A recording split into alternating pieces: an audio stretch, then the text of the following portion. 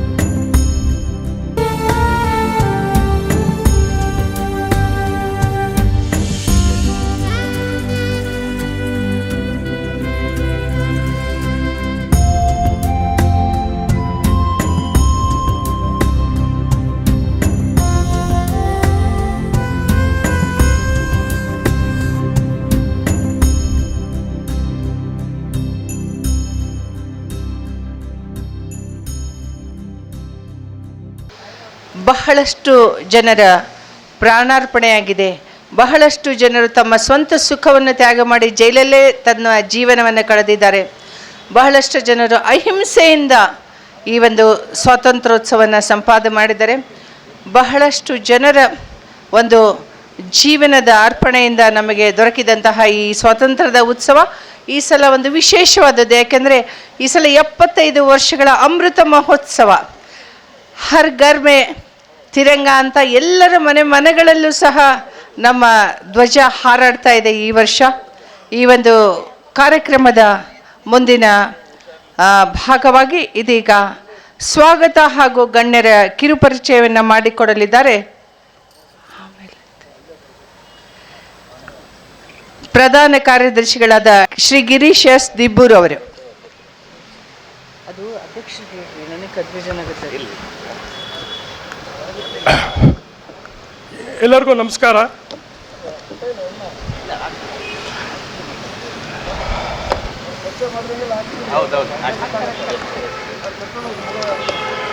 ನಮ್ಮ ಪದಾಧಿಕಾರಿಗಳು, ನಮ್ಮ ಸುಳ್ಳು ರಟ್ಟೆಯವರು ಮತ್ತು ಪುಟ್ಟಸ್ವಾಮಿ ಮಠದವರು ಮತ್ತು ಚಿಟ್ಟೇರಿ ಸರ್ ಅವರು, ನಾನು ಇವಾಗ ಸ್ವಾಗತ ಮಾಡ್ತೀನಿ.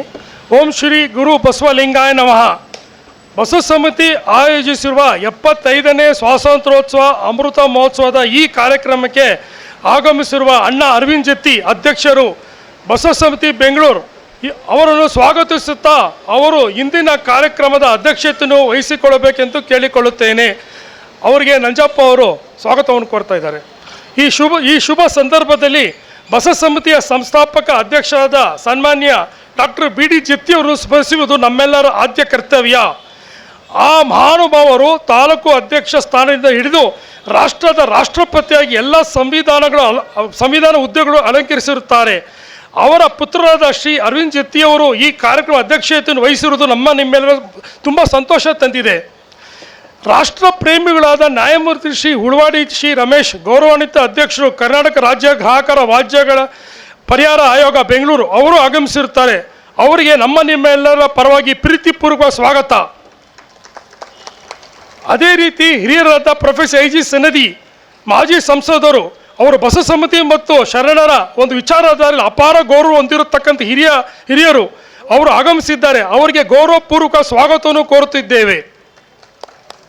ಮತ್ತು ಈ ಕಾರ್ಯಕ್ರಮದ ಗಣ ಉಪಸ್ಥಿತಿ ಇರುವ ಶ್ರೀ ವಿಜಯಕುಮಾರ್ ಹಿರಿಯ ಸಿವಿಲ್ ನ್ಯಾಯಾಧೀಶರು, ರಿಜಿಸ್ಟ್ರಾರ್ ಮತ್ತು ಆಡಳಿತಾಧಿಕಾರಿಗಳು, ಕರ್ನಾಟಕ ರಾಜ್ಯ ಗ್ರಾಹಕರ ವ್ಯಾಜ್ಯಗಳ ಪರಿಹಾರ ಆಯೋಗ ಬೆಂಗಳೂರು ಅವರಿಗೆ ಗೌರವಪೂರ್ವಕ ಸ್ವಾಗತವನ್ನು ಕೋರುತ್ತಿದ್ದೇನೆ. ಅದೇ ರೀತಿ ಕುಮಾರಿ Smita Gopal IA and AS ಪ್ರಧಾನ ನಿರ್ದೇಶಕರು, ವಾಣಿಜ್ಯ ಲೆಕ್ಕ ಪರಿಶೋಧನೆ ಮತ್ತು ex officio member audit board ಬಂದಿಲ್ಲಲ್ಲ, ಅವರನ್ನು ಸ್ವಾಗತ ಕೋರುತ್ತಾ ಇದ್ದೀನಿ. ಅದೇ ರೀತಿ KO Manjunath IA and AS ಅವರಿಗೂ ಸ್ವಾಗತವನ್ನು ಕೋರುತ್ತಿದ್ದೇವೆ. ಶ್ರೀ ಕೃಷ್ಣಮೂರ್ತಿ B ಸಂಗಣ್ಣನವರ್, ಶ್ರೀ ರವಿಶಂಕರ್ ನಾಯಕ ಸ್ತರಗಳು, ಕರ್ನಾಟಕ ರಾಜ್ಯ ಗ್ರಾಹಕರ ಪರಿಹಾರ ಆಯೋಗ ಬೆಂಗಳೂರು ಅವ್ರಿಗೂ ಸ್ವಾಗತವನ್ನು ಕೋರುತ್ತಿದ್ದೇವೆ. ಅದೇ ರೀತಿ ಶ್ರೀಮತಿ ಸುನೀತಾ C ಬಾಗೇವಾಡಿ, ಶ್ರೀಮತಿ M ದಿವ್ಯಶ್ರೀ ಮಹಿಳಾ ಸದಸ್ಯರುಗಳಿಗೆ ದಯಮಾಡಿ ಮಹೇಶ್ವರಿ ಅವರು ಅವರಿಗೆ ಸ್ವಾಗತವನ್ನು ಕೊಡಬೇಕಂತ ಕೇಳ್ಕೊತಾ ಇದ್ದೀನಿ.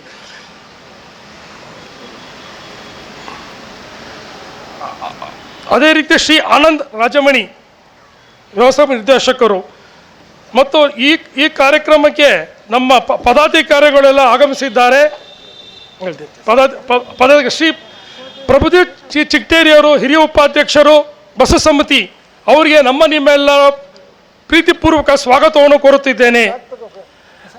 ಅದೇ ರೀತಿ ಶ್ರೀ ಹನುಮಂತ ರೆಡ್ಡಿ ಮುದ್ನಾಳ್ ಉಪಾಧ್ಯಕ್ಷರು ಅವರನ್ನು ಸ್ವಾಗತಿಸುತ್ತಿದ್ದೇವೆ. ಶ್ರೀ TG ಪ್ರಭಾಶಂಕರ್ ಪ್ರೇಮಿ ಪ್ರಧಾನ ಕಾರ್ಯದರ್ಶಿಗಳು ಪ್ರಕಟಣೆ ಮತ್ತು ಸಂಶೋಧನೆ ಅವ್ರಿಗೂ ಸ್ವಾಗತವನ್ನು ಕೋರುತ್ತಿದ್ದೇನೆ. ಅದೇ ರೀತಿ ಶ್ರೀ ಪುಟ್ಟಸ್ವಾಮಿ ರುದ್ರಯ್ಯ ಮಠದ ಖಜಾಂಕ್ಷಿಗಳು ಅವ್ರಿಗೂ ಸ್ವಾಗತವನ್ನು ಕೋರುತ್ತಿದ್ದೇನೆ. ಬಂದಿದ್ದಾರೆ. ಅದೇ ರೀತಿ ಜಂಟಿ ಕಾರ್ಯದರ್ಶಿ ಸುನೀಲ್ ಕುಮಾರ್ ರಗ್ಡೆ ಅವರು ಆಗಮಿಸಿದ್ದಾರೆ, ಅವ್ರಿಗೂ ಸ್ವಾಗತವನ್ನು ಕೋರುತ್ತಿದ್ದೇನೆ. ಮತ್ತು ಮುಖ್ಯ ಅತಿಥಿಗಳಾಗಿ ಶ್ರೀಮತಿ ಜಯಶೀಲ ಕಾರ್ಯನಿರ್ವಾಹಕ ಅಭಿಯಂತರು ಆಡಳಿತ ಜಲಸಂಪನ್ಮೂಲ ಇಲಾಖೆ ಅವ್ರಿಗೂ ಸ್ವಾಗತವನ್ನು ಕೋರುತ್ತಿದ್ದೇನೆ. ಶ್ರೀ ಶಶಿಕಿರಣ್ ಕಾರ್ಯನಿರ್ವಾಹಕ ಅಭಿಯಂತರು ಜಲಸಂಪನ್ಮೂಲ ಇಲಾಖೆ, H ಚೆನ್ನೇಗೌಡ ಅಧ್ಯಕ್ಷರು ಜಿಲ್ಲಾ ಗ್ರಾಹಕರ ವ್ಯಾಜ್ಯಗಳ ಪರಿಹಾರ ಆಯೋಗ, Shrimati Sharavathi first additional district court Bengaluru Karnataka ರಾಜ್ಯ ಗ್ರಾಹಕರ ವ್ಯಾಜ್ಯಗಳ ಪರಿಹಾರ ಆಯೋಗ ಹೇಳ್ತೀನಿ. Shri B Devaraju second additional court Bengaluru ಜಿಲ್ಲಾ ಜಿಲ್ಲಾ ಗ್ರಾಹಕರ ವ್ಯಾಜ್ಯಗಳ ಪರಿಹಾರ ಆಯೋಗ ಎಲ್ಲ. ವಿಶೇಷವಾಗಿ ಶ್ರೀಮತಿ ವಿಲಾಸವತಿ ಕೂಬಾ ಅವರು ನಮ್ಮ BD ಜತ್ತಿ ಅವರ ಮಗಳು ಮತ್ತು ಅರವಿಂದ್ ಜತ್ತಿ ಅಣ್ಣ ಅವರ ಸೋದರಿ ಅವರು ನಮಗೆಲ್ಲ ಮಾರ್ಗದರ್ಶಕರಾಗಿದ್ದಾರೆ. ಗುಲ್ಬರ್ಗದಲ್ಲಿ ಅತ್ಯದ್ಭುತ ಕೆಲಸ ಮಾಡಿದ್ದಾರೆ. ಅವರು ಈ ಒಂದು 75 ವರ್ಷ ಸ್ವಾತಂತ್ರ್ಯೋತ್ಸವ ಅಮೃತ ಮಹೋತ್ಸವಕ್ಕೆ ಸಾಕ್ಷಿಯಾಗಿದ್ದಾರೆ. ಅವರಿಗೆ ಶ್ರೀ ಶೋಭಾ ಮಹೇಶ್ ಅವರು ಸ್ವಾಗತಿಸಬೇಕಂತ ಕೋರುತ್ತಿದ್ದೇನೆ. ಅದೇ ರೀತಿ ಈ ಒಂದು ಕಾರ್ಯಕ್ರಮಕ್ಕೆ ಎಲ್ಲ ಹೇಳಿದೆ ಶ್ರೀಮತಿ M ದಿವ್ಯಶ್ರೀ ಮಹಿಳಾ ಸದಸ್ಯರು ಕರ್ನಾಟಕ ರಾಜ್ಯ ಗ್ರಾಹಕರ ಪರಿಹಾರ ಆಯೋಗ ಬೆಂಗಳೂರು ಅವ್ರಿಗೂ ಸ್ವಾಗತವನ್ನು ಕೋರುತ್ತಿದ್ದೇನೆ. ಅದೇ ರೀತಿ ಶ್ರೀ ನಂಜಪ್ಪನವರು ನಿರ್ದೇಶಕರು ಬಸ ಸಮಿತಿ ಅವರಿಗೆ ಸ್ವಾಗತವನ್ನು ಕೋರಲು ನಮ್ಮ ಮುದ್ದಾಳ್ ಸರ್ ಅವರು ಸ್ವಾಗತ ಕೊಡಬೇಕು ಅಂತ ಕೇಳ್ತಾರೆ. ಅದೇ ರೀತಿ ಶ್ರೀ ಮ್ಯಾನೇಜರ್ ಶ್ರೀ ನವೀನ್ ಅವರು ಹಾಗೂ ಬಸ ಸಮಿತಿಯ ಸಿಬ್ಬಂದಿ ವರ್ಗದವರು, ಷಟ್ಸ್ಥಳ ಕಟ್ಟಡದ ಎಲ್ಲ ಸಿಬ್ಬಂದಿ ವರ್ಗದವರಿಗೆ ಪ್ರೀತಿಪೂರ್ವಕ ಸ್ವಾಗತವನ್ನು ಕೋರುತ್ತೇವೆ. ಅದೇ ರೀತಿ ಬಂದಿರುವಂಥ ಎಲ್ಲ ಶ್ರೋತೃಗಳಿಗೆ, ನಿಮ್ಮಗಳಿಗೆ ಮತ್ತು ಎಲ್ಲ ಅಧಿಕಾರಿಗಳಿಗೆ ಬಂದಿರುವಂಥ ಎಲ್ಲವರೆಗೂ ಸ್ವಾಗತವನ್ನು ಕೋರುತ್ತಾ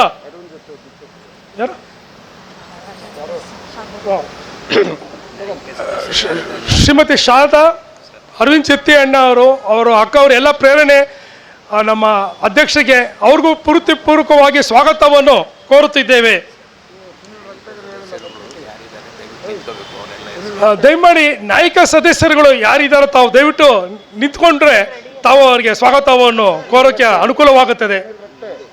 ಶ್ರೀ ಸುನೀಲ್ ರಗ್ಡೆ ಅವರು ಜಂಟಿ ಕಾರ್ಯದರ್ಶಿಗಳು ಹೊಸ ಸಮಿತಿ ಅವ್ರಿಗೂ ಸ್ವಾಗತವನ್ನು ಕೋರುತ್ತಿದ್ದೇನೆ.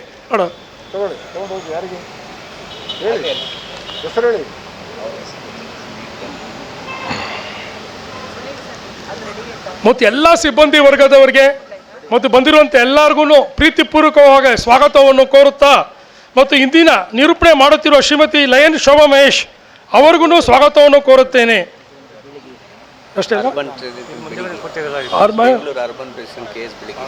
ಹೇಳಿ ಹೇಳಿ ನೀವು ಹೇಳಿ.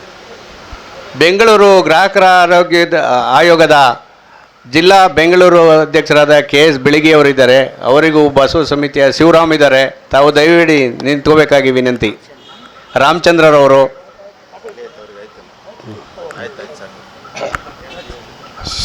ಎಲ್ಲರಿಗೂ ಪ್ರೀತಿಪೂರ್ವಕವಾಗಿ ಸ್ವಾಗತವನ್ನು ಕೋರುತ್ತಾ ಈ ಒಂದು ಕಾರ್ಯಕ್ರಮವನ್ನು ಮುಗಿಸ್ತಾ ಇದ್ದೀವಿ. ಜೈ ಹಿಂದ್, ಜೈ ಕರ್ನಾಟಕ. ಎಲ್ಲರಿಗೂ ಶರಣು ಶರಣಾರ್ಥಿಗಳು. ನಮಸ್ಕಾರ.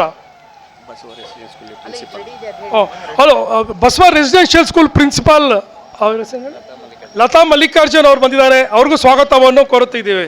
ಎಲ್ಲರಿಗೂ ನಮಸ್ಕಾರ.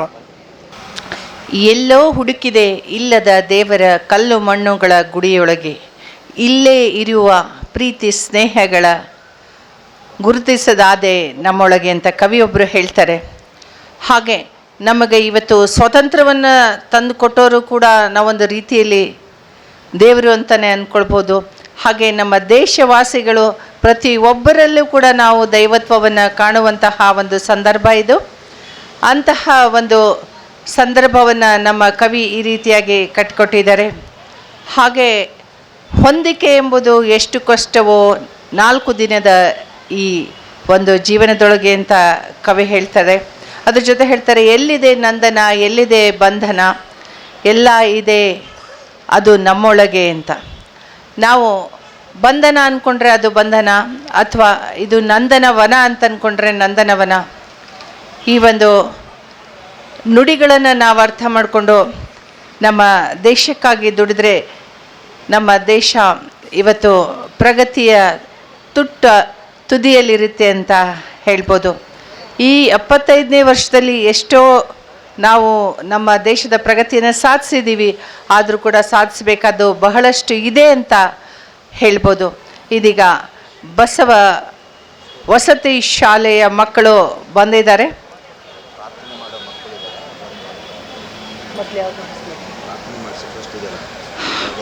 ಮೊದಲೇದಾಗಿ ಪ್ರಾರ್ಥನೆಯನ್ನು ಮಾಡಿಸಿ ನಂತರ ಈ ಡ್ರಿಲ್ಲನ್ನು ಮಾಡಿಸ್ತೇವೆ. ಪ್ರಾರ್ಥನೆಯನ್ನು ಮಾಡುವ ಮಕ್ಕಳು ದಯವಿಟ್ಟು ವೇದಿಕೆ ಹತ್ರ ಆಗಮಿಸಿ ಪ್ರಾರ್ಥನೆಯನ್ನು ನಡೆಸ್ಕೊಡ್ಬೇಕಾಗಿ ಕೇಳ್ಕೊಳ್ತಾ ಇದ್ದೇನೆ.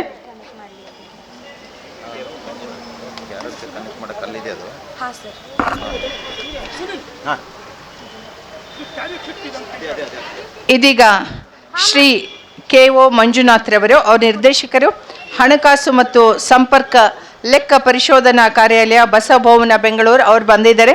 ಅವರಿಗೆ ಎಲ್ಲರ ಪರವಾಗಿ ಸ್ವಾಗತವನ್ನು ಕೋರ್ತಾ ಇದ್ದೇವೆ.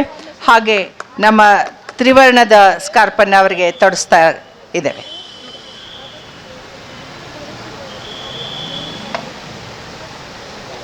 ಪ್ರಾರ್ಥನೆಯನ್ನು ಆರಂಭಿಸಬೇಕಾಗಿ ಮಕ್ಕಳಲ್ಲಿ ಪ್ರಾರ್ಥನೆ.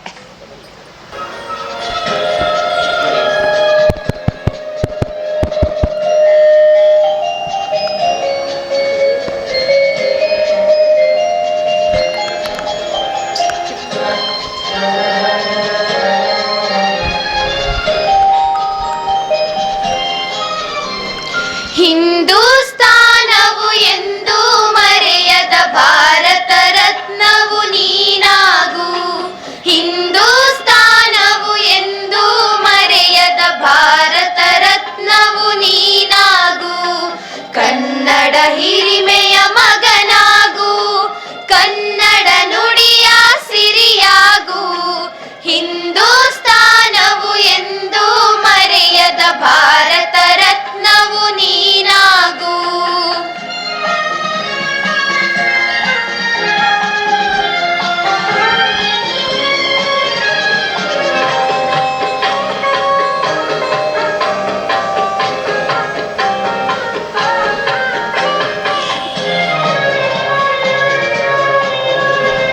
ಭಾರತ ದೇಶದ ಬಡವರ ಕಂಬನಿ ಒರೆಸುವ ನಾಯಕ ನೀನಾಗು.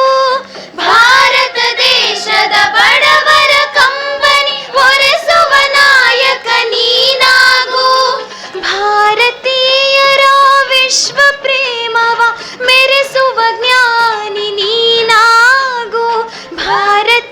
ಎಲ್ಲರ ಭವ್ಯ ಭವಿಷ್ಯವ ಬೆಳಗುವ ವಿಜ್ಞಾನಿ ನೀನಾಗು, ಬೆಳಗುವ ವಿಜ್ಞಾನಿ ನೀನಾಗು. ಹಿಂದೂಸ್ತಾನವು ಎಂದೂ ಮರೆಯದ ಭಾರತ ರತ್ನವು ನೀನಾಗು.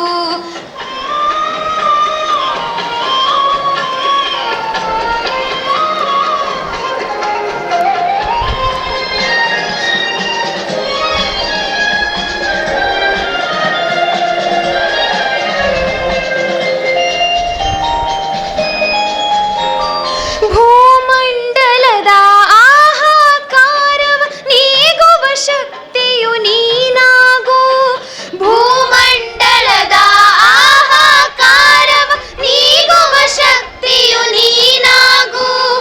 ಮಾರಕ ಶಕ್ತಿಯ ದೂರಗೈಯುವ ವೀರ ಶಿರೋಮಣಿ ನೀನಾಗು, ಬ್ರಹ್ಮಾಂಡವನೇ ಬೆಳಗುವ ಶಕ್ತಿಯ ಕಾಣುವ ಯೋಗಿಯು ನೀನಾಗು, ಕಾಣುವ ಯೋಗಿಯು ನೀನಾಗು.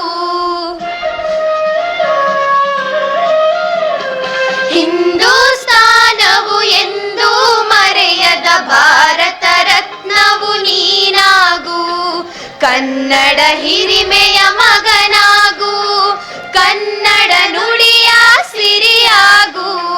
ಹಿಂದೂಸ್ತಾನವು ಎಂದೂ ಮರೆಯದ ಭಾರತ ರತ್ನವು ನೀನಾಗು. Thank you.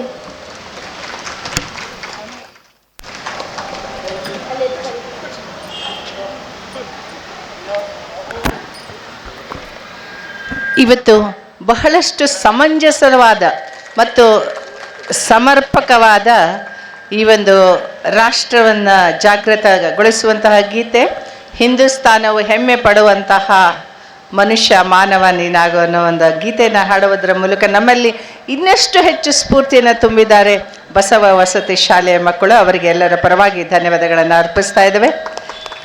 ಇದೀಗ ಈಗಾಗಲೇ ದಿಬ್ಬೂರ್ ಗಿರೀಶ್ ಅವರು ಸ್ವಾಗತವನ್ನು ಮಾಡಿದ್ದಾರೆ, ಆದರೂ ಕೂಡ ನಮ್ಮ ಬಸವ ಬಾಲಕಿಯರ ವಸತಿ ಶಾಲೆಯ ಮಕ್ಕಳು ಈಗ ಬ್ಯಾಂಡ್ ಸೆಟ್ ಮೂಲಕ ಮತ್ತೊಮ್ಮೆ ಗಣ್ಯ ವ್ಯಕ್ತಿಗಳನ್ನು ಸ್ವಾಗತಿಸಲಿದ್ದಾರೆ.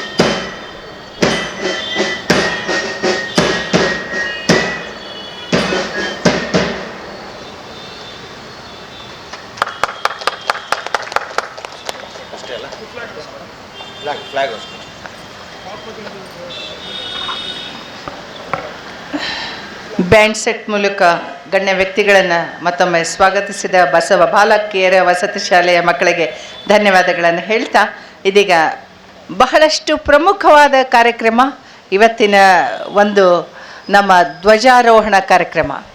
ಇದೀಗ ಈ ಧ್ವಜಾರೋಹಣದ ಕಾರ್ಯಕ್ರಮವನ್ನು ಆಗಮಿಸಿರುವ ಎಲ್ಲ ಗಣ್ಯ ವ್ಯಕ್ತಿಗಳು ಸೇರಿ ನಡೆಸ್ಕೊಡ್ಬೇಕಾಗಿ ತಮ್ಮಲ್ಲಿ ವಿನಂತಿಸ್ತೇನೆ. ಹಾಗೆ ನಮ್ಮ ಮಹಾತ್ಮ ಗಾಂಧೀಜಿ ಅವರ ಭಾವಚಿತ್ರಕ್ಕೆ ಒಂದು ಪುಷ್ಪಾರ್ಚನೆಯನ್ನು ನಡೆಸ್ಕೊಡ್ಬೇಕಾಗಿ ಎಲ್ಲರಲ್ಲೂ ಕೇಳ್ಕೊಳ್ತಾ ಇದ್ದೆ.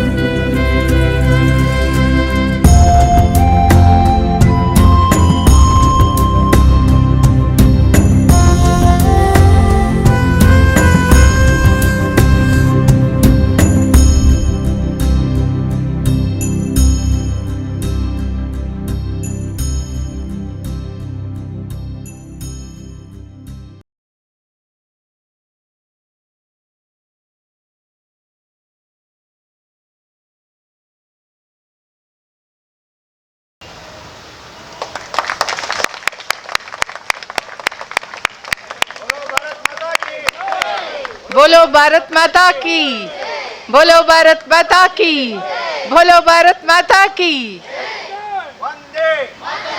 वंदे वंदे वंदे।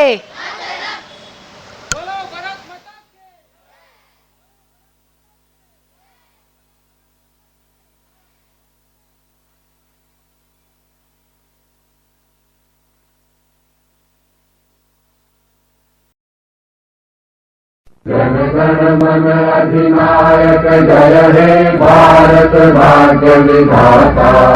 पंजाब सिंधु गुजरात मराठा द्राविड़ उत्कल गंगा।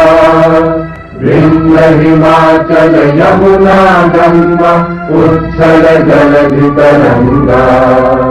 तब शुभ नामे जागे तब शुभ आशीष मांगे। गाहे तब जय गाथा जन गण मंगल दायक जय हे भारत भाग्य विधाता। जय हे जय हे जय हे जय जय जय जय हे।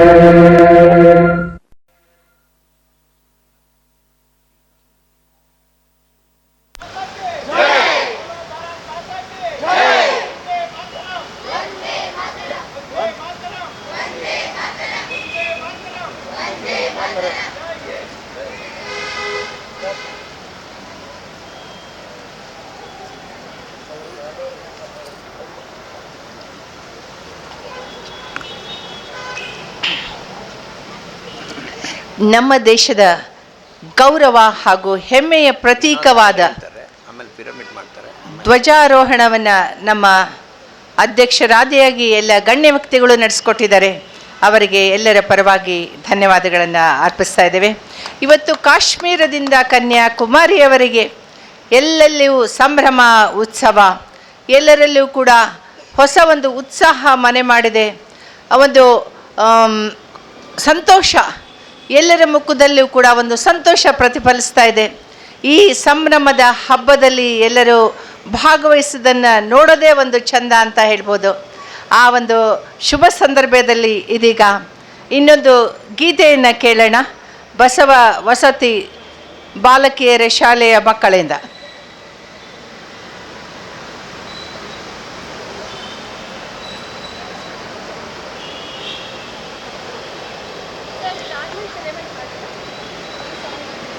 ಮೊದಲು ಗೀತೆ, ನಂತರ ಪಿರಮಿಡ್ ಇರುತ್ತೆ.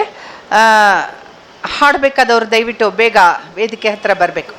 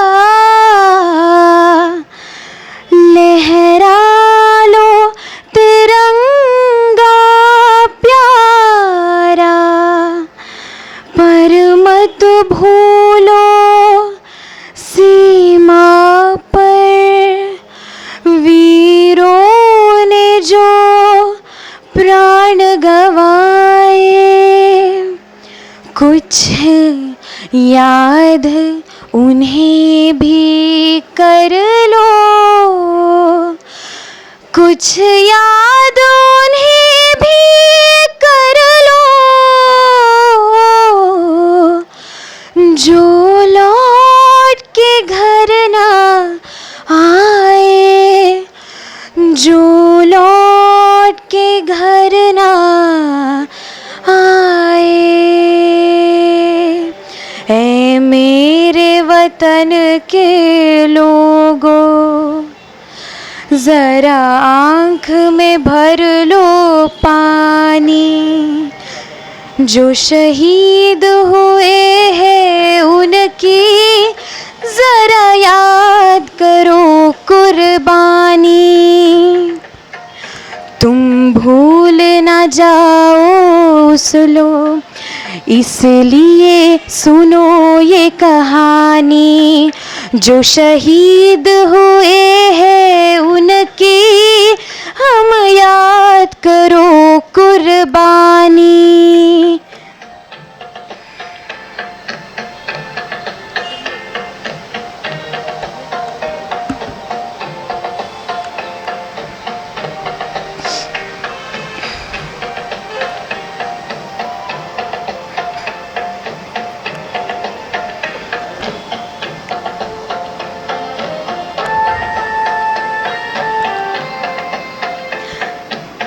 जब घायल हुआ हिमालय, खतरे में पड़ी आजादी। जब तक थी सांस लड़े वो, जब तक थी सांस लड़े वो। फिर अपनी लाश बिछा दी, संगीन पे धर कर माता। सो गए अमर बलिदानी। जो शहीद हुए हैं उनकी जरा याद करो कुर्बानी।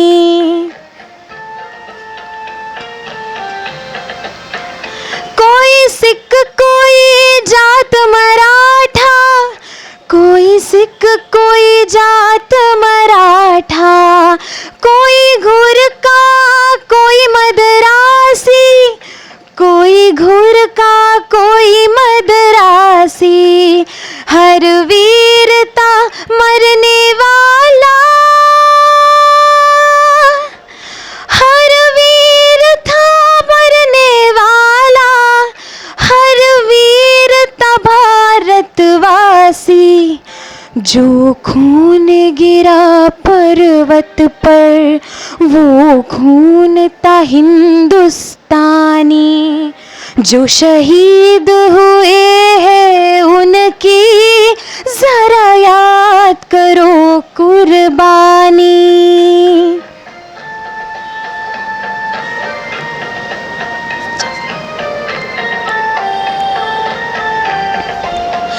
थी खून से लथपथ खाया, फिर भी बंदूक उठा के 10-10 को एक ने मारा। फिर गिर गए होश गवा के। जब अंत समय आया तो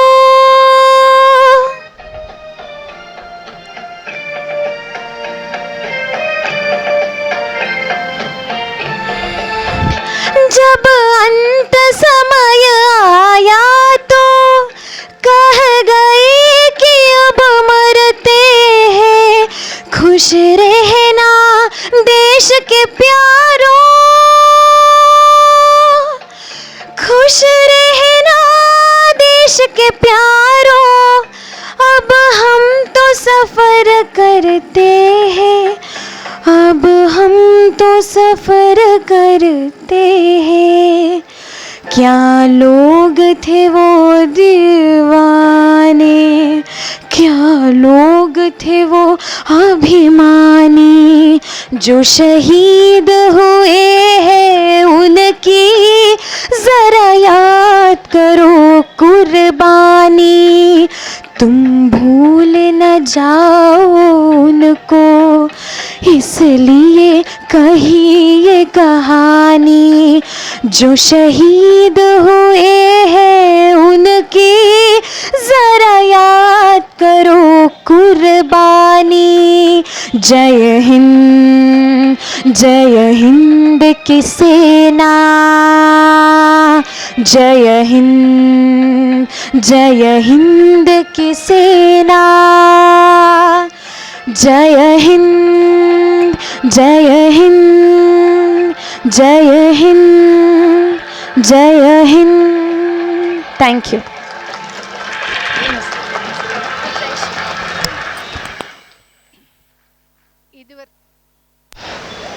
ಇದುವರೆಗೂ ಬಹಳಷ್ಟು ಮಧುರವಾಗಿ ಆದರೆ ಭಾವಪೂರ್ಣವಾಗಿ ಹಾಡಿ ನಮ್ಮೆಲ್ಲರಲ್ಲಿ ದೇಶಭಕ್ತಿಯನ್ನು ಇನ್ನಷ್ಟು ಜಾಗೃತಗೊಳಿಸಿದ್ದಾರೆ ಬಸವ ವಸತಿ ಶಾಲೆಯ ಹಿತೈಷಿಯವರು. ಅವರಿಗೆ ಎಲ್ಲರ ಪರವಾಗಿ ನಾನು ವಂದನೆಗಳನ್ನು ಹೇಳ್ತಾ ಇದ್ದೇನೆ. ಇದೀಗ ಪಿರಮಿಡ್ ರಚಿಸುವಂತಹ ಕಾರ್ಯಕ್ರಮ, ಅದು ಕೂಡ ಮಕ್ಕಳಿಂದ. ಅದನ್ನು ನಡೆಸ್ಕೊಡ್ಬೇಕಾಗಿ ನಾನು ಮಕ್ಕಳಲ್ಲಿ ವಿನಂತಿಸ್ತಾ ಇದ್ದೇನೆ. 5 ಬೆರಳು ಸೇರಿ ಒಂದು ಮುಷ್ಟಿಯು, 5 ಜನರು ಸೇರಿ ಒಂದು ಸಮಷ್ಟಿಯು ಅಂತ. ಅಂದರೆ ಎಷ್ಟು ಹೆಚ್ಚು ಜನ ಸೇರ್ತೀವಿ ಅಷ್ಟು ಒಂದು ಸಮಷ್ಟಿ ಆಗುತ್ತೆ. ನಮ್ಮ ದೇಶದ ಒಂದು ಉನ್ನತಿಗೆ, ದೇಶದ ಪ್ರಗತಿಗೆ ನಾವೆಲ್ಲ ಸಮಷ್ಟಿಯಾಗಿ ಕಾರ್ಯವನ್ನು ನಿರ್ವಹಿಸೋಣ ಅಂತ ಹೇಳ್ತಾ ಈಗ ಈ ಒಂದು ಪಿರಮಿಡ್ ಕಾರ್ಯಕ್ರಮವನ್ನು ನೋಡೋಣ.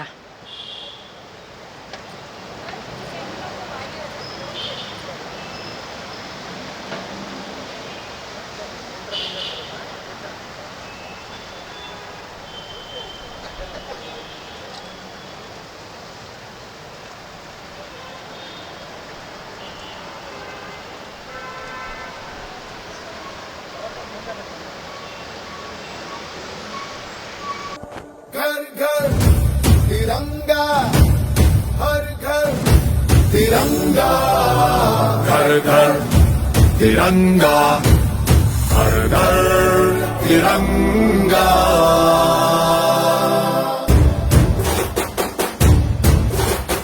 घर घर तिरंगा, रथ घर तिरंगा, घरों घरी तिरंगा,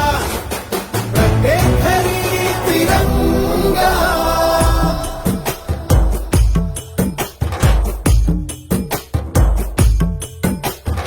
आसमान को पाना है, आसमान से आगे जाना है। नए भारत की नई कहानी अब आसमां को सुनाना है। गर्व है इस तिरंगे पर, सारे जहां को ये दिखाएंगे। अमृत काल मनाएंगे, घर घर तिरंगा लहराएंगे। घर घर तिरंगा, हर घर तिरंगा। तिरंगा झंडा मने मने गु त्रिवर्णा।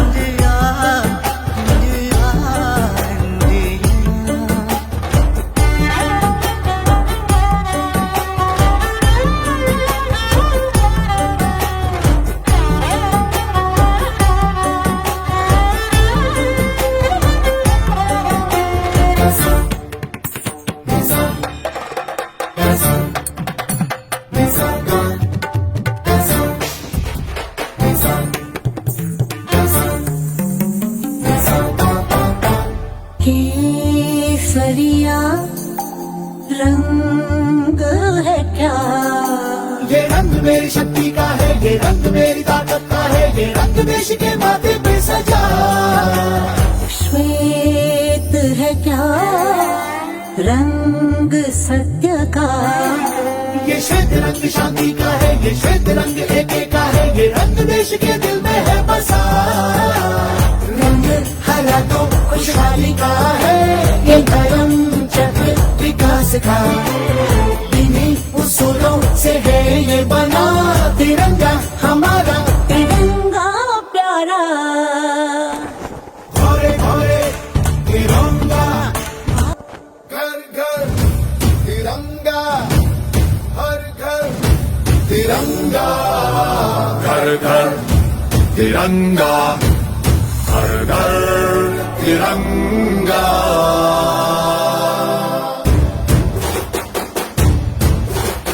घर घर तिरंगा, रथ घर तिरंगा, घरों घरी तिरंगा, रथे घरी तिरंगा।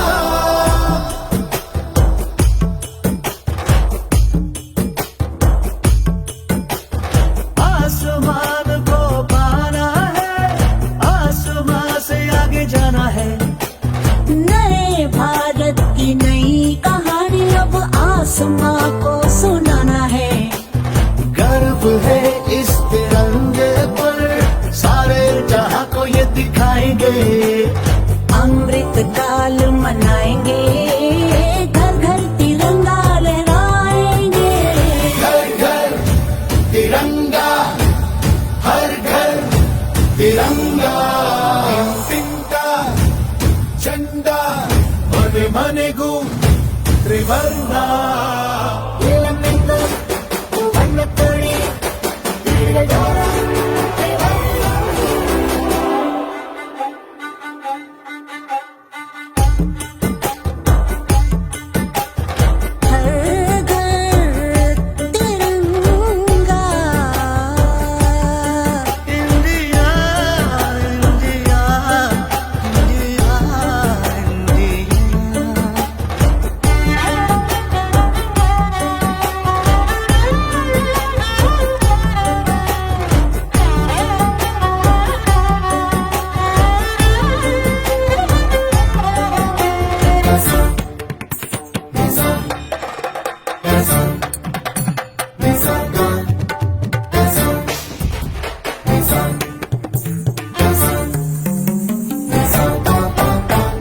केसरिया रंग है क्या? ये रंग मेरी शक्ति का है, ये रंग मेरी ताकत का है, ये रंग देश के माथे पे सजा। श्वेत है क्या रंग सत्य का? ये श्वेत रंग शांति का है, ये श्वेत रंग एके का है, ये रंग देश के दिल में है बसा। रंग हरा तो खुशहाली का है, ये धर्म चक्र विकास का, इन्हीं उसूलों से है ये बना तिरंगा हमारा। तिरंगा प्यारा घोरे घोरे तिरंगा, शौक घोरे तिरंगा, घेर घेर तिरंगो, ज्योति घोरे पताका, थाली थाली तिरंगा, हर घर तिरंगा, घर घर तिरंगा, हर घर तिरंगा, घर घर तिरंगा। ಇದುವರೆಗೂ ಬಸವ ವಸತಿ ಶಾಲೆಯ ಮಕ್ಕಳು ಉತ್ತಮವಾದ ಹಿನ್ನೆಲೆ ಸಂಗೀತದಲ್ಲಿ ಬಹಳಷ್ಟು ಶಿಸ್ತುಪೂರ್ಣವಾಗಿ ಅಚ್ಚುಕಟ್ಟಾಗಿ ಏನು ಲೋಪ ದೋಷಗಳಿಲ್ಲದೇನೆ ಈ ಒಂದು ಪಿರಮಿಡ್ ಕಾರ್ಯಕ್ರಮ ನಡೆಸಿಕೊಟ್ಟಿದ್ದಾರೆ. ಹಾಗೆಯೇ ಅವರು ಈ ಕಾರ್ಯಕ್ರಮದ ಮೂಲಕ ನಮ್ಮಲ್ಲಿರುವ ದೇಶಭಕ್ತಿಯನ್ನು ಇನ್ನಷ್ಟು ಮತ್ತಷ್ಟು ಜಾಗೃತಗೊಳಿಸಿದ್ದಾರೆ ಅಂತ ಹೇಳ್ಬೋದು. ಅವರಿಗೆ ಎಲ್ಲರ ಪರವಾಗಿ ಹೃತ್ಪೂರ್ವಕ ವಂದನೆಗಳನ್ನು ತಿಳಿಸ್ತಾ ಇದ್ದೇವೆ. ಇವತ್ತು ನಮಗೆ ದೇವರು ಕೂಡ ಸಾಥ್ ಕೊಟ್ಟಿದ್ದಾನೆ ಅಂತ ಹೇಳ್ಬೋದು. ವಾತಾವರಣ ಕೂಡ ಎಷ್ಟು ಚೆನ್ನಾಗಿ ಮಾಡಿದ್ದಾನೆ ದೇವರು. ಬಿಸಿಲು ಇಲ್ಲ, ಅಷ್ಟೊಂದು ಮಳೆ ಬರೋ ಹಾಗೂ ಇಲ್ಲ. ಮಳೆ ಬರೋ ಹಾಗಿದೆ, ಅದ್ರ ಬಟ್ ಬರೋ ಸೂಚನೆ ಏನೂ ಇಲ್ಲ. ಇಂತಹ ಒಳ್ಳೆಯ ಒಂದು ಅವಕಾಶವನ್ನು ದೇವರು ಕೂಡ ಕೊಟ್ಟಿದ್ದಾನೆ ಅವ್ರಿಗೂ. ನಾವು ಇದೀಗ ಮುಂದಿನ ಒಂದು ಕಾರ್ಯಕ್ರಮಕ್ಕೆ ಹೋಗೋಣ. ಇದೀಗ ಮುಖ್ಯ ಅತಿಥಿಗಳ ಭಾಷಣದ ಕಾರ್ಯಕ್ರಮ. ಮೊಟ್ಟ ಮೊದಲನೇದಾಗಿ ನಾನು ಮಾಜಿ ಸಂಸದರಾದ ಶ್ರೀ IG ಸನದಿಯವರು. ಇವರು ಬಹಳಷ್ಟು ಸಂಭಾವಿತ ರಾಜಕಾರಣಿ, ಧೀಮಂತ ನಾಯಕರು, ಹಿರಿಯ ರಾಜಕಾರಣಿ ಅಂತ ಹೇಳ್ಬೋದು. ಅವರು ಇದೀಗ ನಮ್ಮ ವೇದಿಕೆಯನ್ನು ಕುರಿತು, ಜನರನ್ನು ಕುರಿತು ಮಾತನಾಡಬೇಕಾಗಿ ಹಾಗೂ ಸಂದೇಶವನ್ನು ನೀಡಬೇಕಾಗಿ ಅವರು ಈ ಒಂದು ಕಾರ್ಯಕ್ರಮಕ್ಕೋಸ್ಕರ ಅವರು, ನಿಮಗೆಲ್ಲ ಗೊತ್ತು ಉತ್ತರ ಕರ್ನಾಟಕ ಅಂದರೆ ಅದು ಗಂಡು ಬೆಟ್ಟಿನ ನಾಡು ಅಂತ. ಆ ಒಂದು ಗಂಡು ಬೆಟ್ಟಿನ ನಾಡು ಧಾರವಾಡದಿಂದ ಈ ಒಂದು ಕಾರ್ಯಕ್ರಮಕ್ಕೋಸ್ಕರ ಇಲ್ಲಿವರೆಗೂ ಆಗಮಿಸಿದ್ದಾರೆ ನಮ್ಮ ಮಾಜಿ ಸಂಸದರಾದ ಸಂಧಿಯವರು. ಅವರು ಇದೀಗ ವೇದಿಕೆಯನ್ನು ಕುರಿತು ಮಾತನಾಡಬೇಕಾಗಿ ಕೇಳ್ಕೊಳ್ತಾರೆ.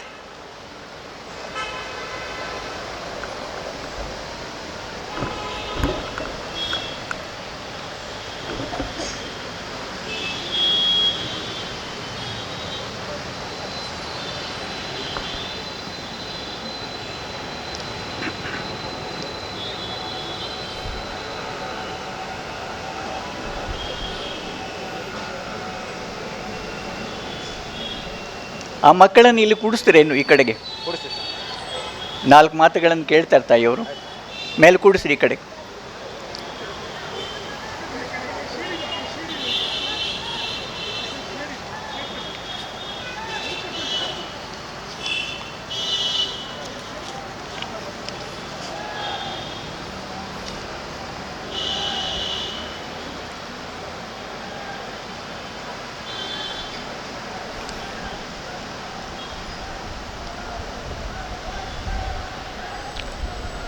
ಸಕಲ ಜೀವಾತ್ಮರಿಗೆ ಲೇಸನೆ ಬಯಸುವ ಬಸವಣ್ಣವರ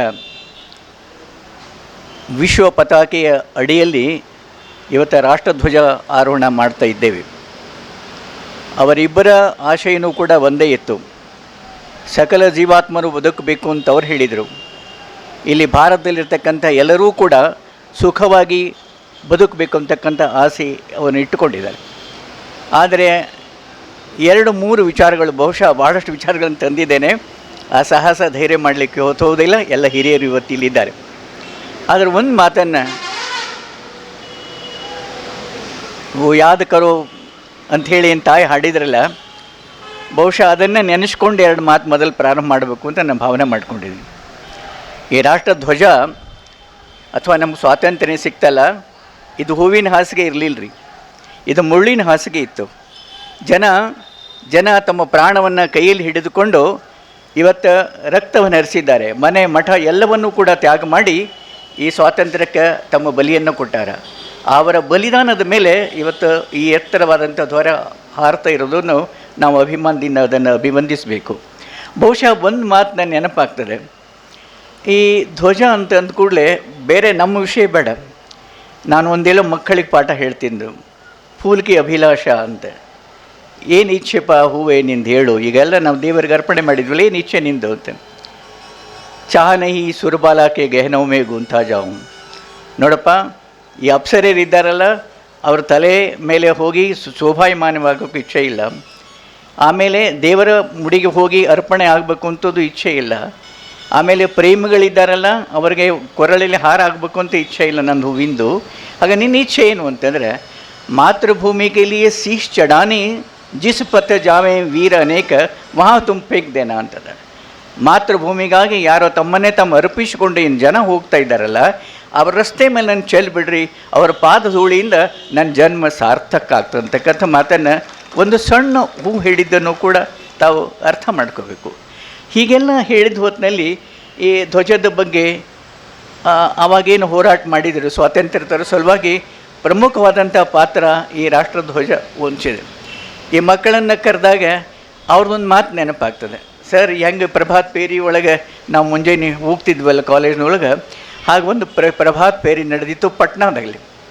ಆ ಪ್ರಭಾತ್ ಪೇರಿ ಅಂದರೆ ಮಹಾತ್ಮ ಗಾಂಧೀಜಿಯವರ ಆ ವೇಗಕ್ಕೆ ಎಲ್ಲ ಹುಡುಗರು ಶಾಲೆ ಕಾಲೇಜು ಬಿಟ್ಕೊಂಡು ಪ್ರಭಾತ್ ಪೇರಿ ಬಂದೆವು. ಗುರಿ ಏನಿತ್ತು ಅಂದರೆ ಈ ಪಾರತಂತ್ರ್ಯ ಸಂಕೋಲೆಗಳನ್ನು ಹರಿದು ಹಾಕಿ ಸ್ವಾತಂತ್ರ್ಯದ ದಿವ್ಯ ಜ್ಯೋತಿ ಬರುವಾಗ ನಾವು ಮಾಡಬೇಕು ಅಂಥೇಳಿ ಅವರು ಒಂದೇ ಮಾತರಂ ಗೀತೆ ಒಳಗೆ ಪ್ರಭಾತ್ ಪೇರಿ ಮಾಡ್ಕೋತ ಕಲೆಕ್ಟರ್ ಆಫೀಸ್ ಹತ್ರ ಬಂದರು. ಪಟ್ನಾ ಇದು ಘಟನೆ.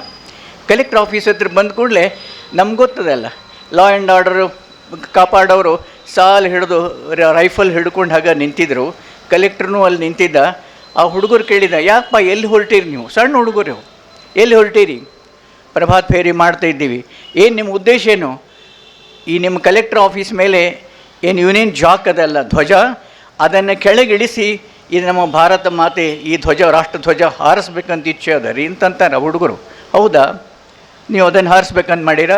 ಯಾರ್ಯಾರು ಇದ್ದೀರಿ ಮುಂದೆ ಬರ್ರಿ ಅಂತ ಕೇಳ್ತಾರೆ. ನಾನು ನೀನು ಅಂತ ದಡ 11 ಹುಡುಗರು ಬರ್ತಾರೆ. 11 ಶಾಲೆ ಹುಡುಗರು ಬರ್ತಾರೆ. ಹೌದಾ, ಇದನ್ನು ಹಾರಿಸ್ಬೇಕಲ್ಲ, ನಿಮ್ಮ ಎದೆ ತೋರಿಸ್ರಿ ನೋಡೋಣ ಅಂತಾರೆ. ದಡ ಹಿಂಗೆ ಶರ್ಟ್ ಬಿಚ್ಚು ನೋಡಿ ನಮ್ಮ ಎದೆ ಅಂತ ಹಿಂಗೆ ನಿಂತು ಬಿಡ್ತಾರೆ. ಫೈರ್ ಅಂತ ಹೇಳಿದ್ರೆ 1 2 3 4 11 ಮಂದಿ ಫೈರ್ ಮಾಡ್ತಾರೆ. ಅಲ್ಲಿ ಅವರು ಹುತಾತ್ಮರಾಗಲ್ಲಿ ಉರುಳ್ತಾರೆ. ಆದರೆ ಯಾರೂ ಓಡಿ ಹೋಗೋದಿಲ್ಲ ಹುಡುಗರು. ಒಬ್ಬ ಹುಡುಗ ಮೇಲೆ ಹತ್ತಾನ, ಕೋಟೆ ಮೇಲೆ ಹತ್ತಿದನ ಯೂನಿಯನ್ ಧ್ವಜ ಹಿಂಗೆ ಹರಿದು ಅಲ್ಲಿ ಭಾರತ ಧ್ವಜ ಹಚ್ಚಿ ಬೋಲೋ ಭಾರತ್ ಮಾತಾ ಕಿ ಜೈ ಅಂತಕ್ಕಂಥ ಮಾತನ್ನು ಸಣ್ಣ ಹುಡುಗರು ಕೂಡ ಮಾಡಿದ್ದನ್ನು ಮರೀಲಿಕ್ಕಾಗೋದಿಲ್ಲ. ಈ ಧ್ವಜಕ್ಕಾಗಿ ಪ್ರಾಣ ಮಾಡಪ್ಪ ಹುಡುಗರು ಅಂತೆಲ್ಲ. ಸರಿ, ಇನ್ನೊಂದು ಘಟನೆ ನೆನಪಾಗ್ತದೆ, ಅದು ಮುಂಬೈದೊಳಗೆ ಆವಾಗ ಈ ಹೋರಾಟದಲ್ಲಿ ಹೊರಟ್ರಲ್ಲ, ಆ ಹೊತ್ತಿನೊಳಗೆ ಧ್ವಜ ಹಿಡಿಯೋದು, ಜೈ ಭಾರತ್ ಮಾತಾ ಕಿ ಜೈ ಅನ್ನೋದು, ಒಂದೇ ಮಾತರಂ ಅನ್ನೋದು ದೊಡ್ಡ ಅಪರಾಧ ಆಗಿತ್ತು ಬ್ರಿಟಿಷ್ ರಿಜಿಮ್ ಇದ್ದಾಗ. ಆವಾಗ ಈ ಹೆಣ್ಮಕ್ಳು ಈಗೇನ ತಮ್ಮೆದುರಿಗೆ ಕಾರ್ಯಕ್ರಮ ಮಾಡಿ ತೋರಿಸಿರಲ್ಲ, ಈ ಹೆಣ್ಮಕ್ಳು ಹೊರಟರು. ಏನು ಹೊರಟರು ಬೋಲೋ ಭಾರತ್ ಮಾತಾ ಕಿ ಜೈ ಅಂತ ಒಂದು ಹುಡುಗಿ ಹೋದ ಕೂಡಲೇ, ಹುಡುಗಿರಿ ನನಗೆ ಖರೆ ದುಃಖ ಆಗ್ತದೆ, ಆ ಹುಡುಗಿ ಬೋಲೋ ಭಾರತ್ ಮಾತಾ ಜೈ ಅಂತ ಅಂದ್ಕೂಡಲೇ ಎದರಿಗಿದ್ದವ ಫೈರ್ ಫೈರ್ ಮಾಡಿದ ಕೂಡಲೇ ಆ ಹುಡುಗಿ ನೀನು ನೆಲಕ್ಕೆ ಬೀಳಬೇಕು ಅನ್ನೋ ಹೊತ್ತಿನಾಗ ಧ್ವಜ ನೆಲಕ್ಕೆ ಹತ್ತಲ್ಲ ಅಂಥೇಳಿ ಆ ಧ್ವಜ ಹಿಂಗೆ ಮೇಲೆ ಹಿಡಿತಾಳೆ. ಇನ್ನೊಂದು ಹುಡುಗಿ ಓಡಿ ಬರ್ತಾರೆ, ಏ ನೆಲಕ್ಕೆ ಹಚ್ಚಬೇಡ ಧ್ವಜ, ಕೊಡು ನನ್ನ ಕೈಯಾಗ ಕೊಡು. ಆಕೆ ತೊಗೊಂಡು ಹಿಂಗೆ ಬೋಲೋ ಭಾರತ್ ಮಾತಾ ಆಕೆ ಅಥವಾ ಒಂದೇ ಮಾತರಂ ಅಂತ ಹೇಳ್ತಾಳೆ. ಮತ್ತು ಆಕೆಗೆ ಫೈರ್ ಮಾಡ್ತಾರೆ. ಆದರೆ ಜೀವ ಕೊಟ್ಟರು, ಆದರೆ ಧ್ವಜ ನೆಲಕ್ಕೆ ಹತ್ತಲಿಕ್ಕೆ ಕೊಡಲಿಲ್ಲ. ಇದು ಭಾರತೀಯ ರಕ್ತ. ಈ ರೀತಿ ಬಹಳ ತ್ಯಾಗ ಬಲಿದಾನ ಮಾಡಿಕೊಂಡು ಇವತ್ತು ಈ ಸ್ವಾತಂತ್ರ್ಯವನ್ನು ನಾವು ಪಡೆದೀವಿ. ಆದರೆ ಒಂದು ಮಾತೇನಂತಂದರೆ, ಆ ಧ್ವಜದ ಬಗ್ಗೆ ನಾನು ಇನ್ನೂ ವಿಶೇಷವಾಗಿ ಹೇಳಲಿಕ್ಕೆ ಇವತ್ತು ಇಚ್ಛೆ ಪಡೋದಿಲ್ಲ. ಒಂದು ಮಾತನ್ನು ಹೇಳ್ತೀನಿ. ಸಕಲ ಜೀವಾತ್ಮರಿಗೆ ಹೇಗೆ ಅವರು ಕಲ್ಯಾಣ ಬಯಸಿದ್ರಲ್ಲ, ಕುವೆಂಪು ಅವ್ರನ್ನ ನಾನು ಓದ್ತಿದ್ದೆ ಅಲ್ಲಿ. ಏನಂತಂದರೆ, ಬಹುಶಃ